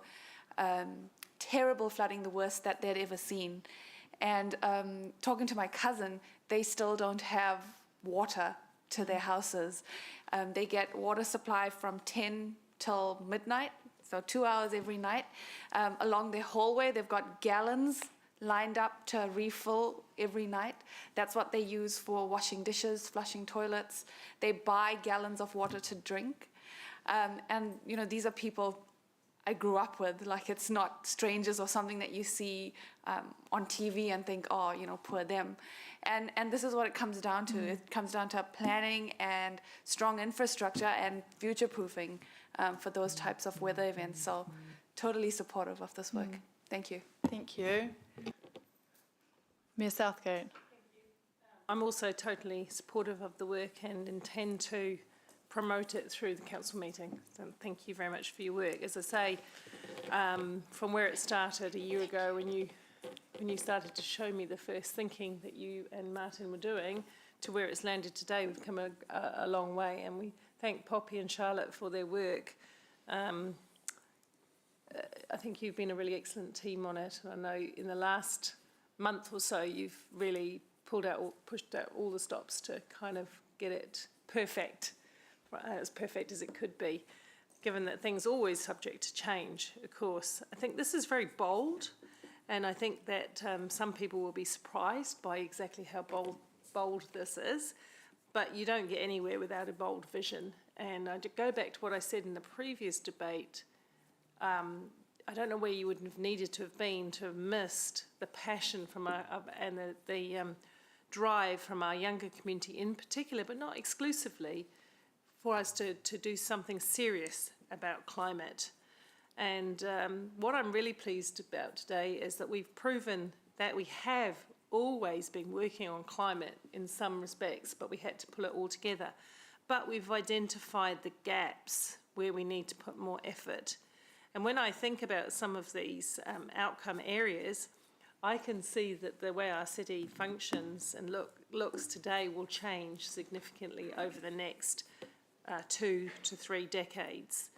And I think the council, it behoves the council, any council, to have a long-term view, not just the next annual plan or the next 3-year long-term plan, although the long-term plan, I say this every time, it's supposed to be a 10-year plan, we've got a 30-year infrastructure plan, etc.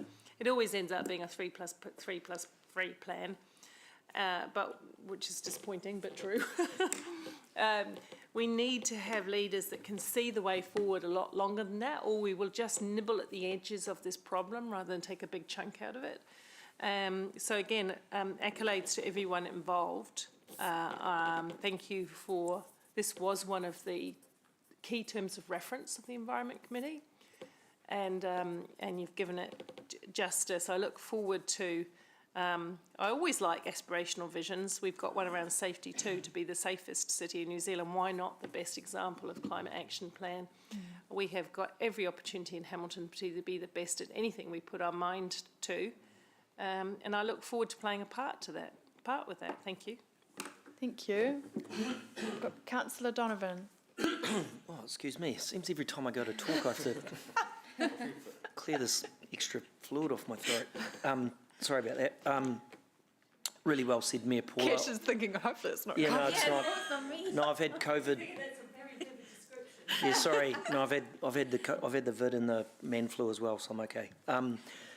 Just really well said, Mayor Paula. I back up everything you said there, and I want to thank you, Sarah, for you know, and Martin to a degree as well, for helping me come along on this journey with you guys. In the last 12 months, I mean, I've seen my own behaviours change, as I mentioned earlier, and you know, I don't shy away from it now. I'm actually embracing it. It sounds terribly, I don't know what the word is, but I'm enjoying it and I like what I'm seeing. But you know, the one thing I'll reiterate is that my mentor, or one of my GMs, always used to say to me, I'll always give you marks out of 10 for your plan, 1 for the plan and 9 for the execution. So I want to be sitting here and seeing this thing unfold and things happen. Otherwise, like we've said before, it'll just end up being a glossy coffee table book. But I really like being part of it, and it gives me a sense of pride, and I think that is going to, your passion and everyone else's as well, will spin off, you know, flow through to those other people out there who might be slightly on the sort of naysaying side of things, but they'll get on board, and we have to. I mean, our duty is to leave the planet in a better position than when we arrived, right? So let's make it happen. And yeah, so I just again want to thank you for helping me change a lot of my perspective around the way I probably first looked at. I must admit, when I got told I was on the Environment Committee, I was like, oh, wicked. What? Yeah, so, but yeah, thank you. Thank you. Mangai Norm. Tēnā koutou. I think it was Martin Luther King Jr. who said, a man who leaves behind a better place never leaves. and so that applies to women as well. And it is about legacy and leadership, and we thank those that we thank. But can I just put a plug in for a couple of others? You know, Bev and Bruce Clarkson for their leadership and what they do. You know, Hannah and Anna and Joe who keep beating the drum. And it's the leadership at council here that becomes exemplar for other councils to model, to showcase, and to set the platform for collectivism. You know, it's unfortunate I can't be at the council meeting to adopt this report when it's adopted at that level, but maybe next time. Princess Te Puia said, mehe me ka moi moi a ahau, kua hau anake, ka moi moi a tātou, ka taia e tātou. If I dream alone, only I will dream. If we all dream together, we will achieve. And this is an inclusive strategic document. Whilst it's branded Hamilton City Council, it's inclusive of all those that live within our rohe, our area, but also those that want to follow suit and become part of a greater climate change action plan. And so, again, acknowledging those who we acknowledge, and really keen to hopefully be part of a strategic implementation strategy that achieves the targets that we set by 2030, which are very bold, which are very ambitious. And we acknowledge matariki, and you aim for the stars. If you aim for the moon, if you miss, you hit the stars. And so matariki, and I think with regards to matariki, there are signs in the stars that show you things, and it's where we connect to that, and that's why Mātauranga Māori matters when it comes to strategy and implementation towards a betterment for our climate and for our people. What is the most important thing in the world? It is the people. It is the people and with the planet. Kia ora. Kia ora. Thank you, Norm. Chair Martin. Yes, I mean, first of all, I want to thank Poppy, Charlotte and the team, and also for their tolerance, understanding, and I'm sure at all times they've had fond thoughts of the elected members as we came to and fro, and thought what wonderful group of elected members we continue to work with. At the beginning of the meeting, I talked about saving Lake Manapuri, and I referenced the Kirk Labor government who did that, myself as one of the people who were active in a minor way, but active, and then also the birth of the Green Party. But 50 years later, the challenge of climate environment goes right across the political spectrum. So whether you're centre-right, centre-left, or whatever you are, it's an issue that you face, and obviously one of the things that we need to do, even with this document, is with the forthcoming general election, there'll be candidates, some of whom may be likely to be elected as members of the parliament in the region. So it's really important that we're on board with all of those people who are aspiring to a central government role, and briefing them so that we actually can, if you like, ensure as seamless as possible if there's a change or of the complexion of the administration in Wellington. Councillor Kesh gave a really good reminder to us in terms of the tragic floods and awful floods that did actually hit South Africa, that from her point of view, this wasn't just something she read about in the paper or watched on Al Jazeera. This was actually real. You know, this was WhatsApp messages from her family saying this is what's happening. And then, of course, again, that reminds us that suddenly the need to be resilient and to future-proof our infrastructure against the reality of the impact of climate change is a real thing, and is to learn from the examples and lessons from other countries, because it is here, it is now. And in terms of the induction of new elected members, and I don't obviously have a sense of how the complexion of the new council will change and alter, but irrespective of where people are elected. Now, from my point of view, because I have a bias, as you know, I'm hoping that Sarah's going to, and Kesh are going to be, and Mark are going to be joined by some incredibly progressive, aware, environmentally friendly elected members.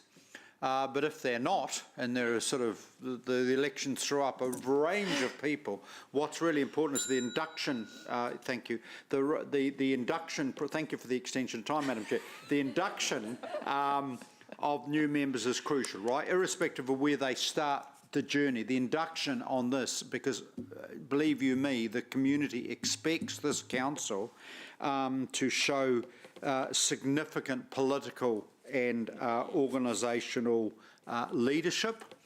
And I think even in the body politic, there is a significant generational change underway anyway. So it is very important that this excellent work and challenging work is carried on. Thank you. Thank you. And Councillor Maxine. Thanks, Chair, and thanks, colleagues, for great words around the strategy. We have to thank the tenacity and the energy of Councillor Sarah for bringing this up, and the expertise and skill of Poppy and, And Charlotte. Charlotte. Apologies, Charlotte, for being able to bring this to us in a really simple, easy to understand, well-balanced and science-based document without it being confusing and a mystery to people.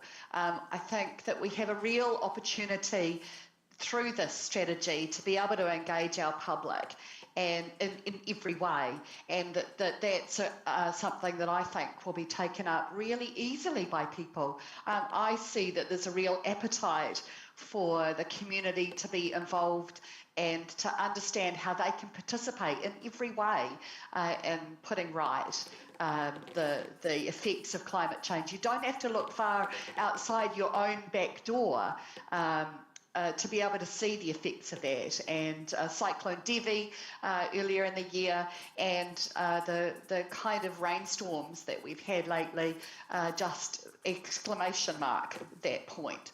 So I think there is a real appetite for people to be involved, to participate, but they've got to know how. It's got to be easy for them to do that. And the strategy, I think, puts in place some great principles, and it asks us also to set up some really good actions out of it. So look, when I am challenged about what I've done to change our future, then I'll be able to put my heart on my hand and say I've done my bit. I'll also be able to say that I've acted with future communities in mind, and that I want a healthy city. And if that means putting our money where our mouth is, then I'm in, and I'm ready to be able to send this through to council for adoption, and then to future councils for the action plans that are required around it. Kia ora. Thank you, Councillor Maxine. I'll just briefly say you've all been far too kind this meeting, and it's made me blush. But ultimately, this is a team effort is what's needed here, and I'm really grateful for everyone's words today. I think that we're all growing in our understanding of this issue and what we need to do, and that will continue. And as I think the more that we do that, the more that we take ownership and we take leadership. And so thank you, everyone. This will take absolutely a team effort, and I'm really grateful. Let's vote. All those in favour? And passed unanimously. Against? No, there was no one against. This one passed unanimously. I did have a little list here which went questions, move, debate, vote. Just a reminder, I didn't use it though. We're on to our final part of the meeting, which is the General Manager's report. And should we take it as read, but are there any, we'll take it as read. Are there any questions on the overall report? Yeah. Excellent, thank you, Mayor Paula. Second, I did have of course, one small thing I wanted to add in there.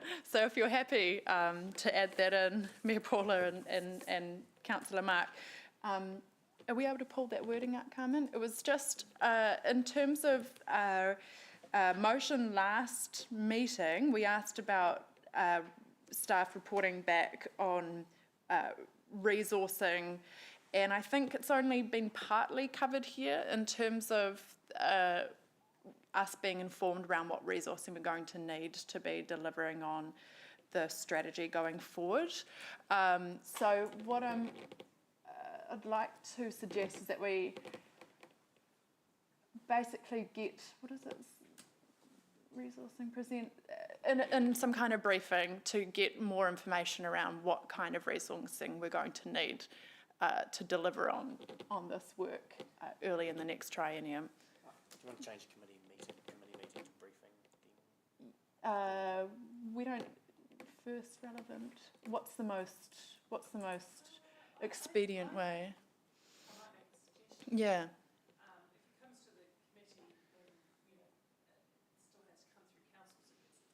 Yeah. Twice. I think it would be a briefing that to inform the Yeah. plan. Yeah. Because it will come in a, I don't know, do you think so, Sean? Does it come in a suite of considerations for forming up next year's budget? Yeah, I'm happy with that. If that's, you're happy with that. And I guess this is just for as some context. It's a bit of a check-in point because I think we stumbled a bit early in the term with a lack of resourcing for this climate strategy, and so it's really a point to check in and go, are we even on track to do what we said we're going to do this year and before the LTP? Because it's better to know early than late in the piece. So that's kind of where it, and to bring everyone on the journey as well in terms of what's coming ahead. So.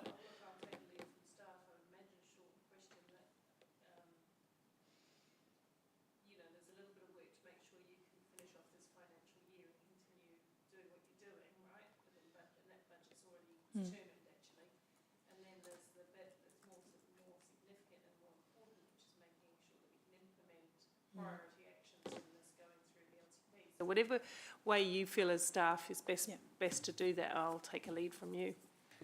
Yeah, I think a workshop or briefing is appropriate, and we can address some of those things that have been discussed during the committee meeting today around options around education, resourcing, things like that. We can make sure that we kind of reflect that into options as well, so you can and I think make a call on those. Yeah, I think the word first relevant is a pressure point for staff, and I think early in the new year early in the process is the more relevant point.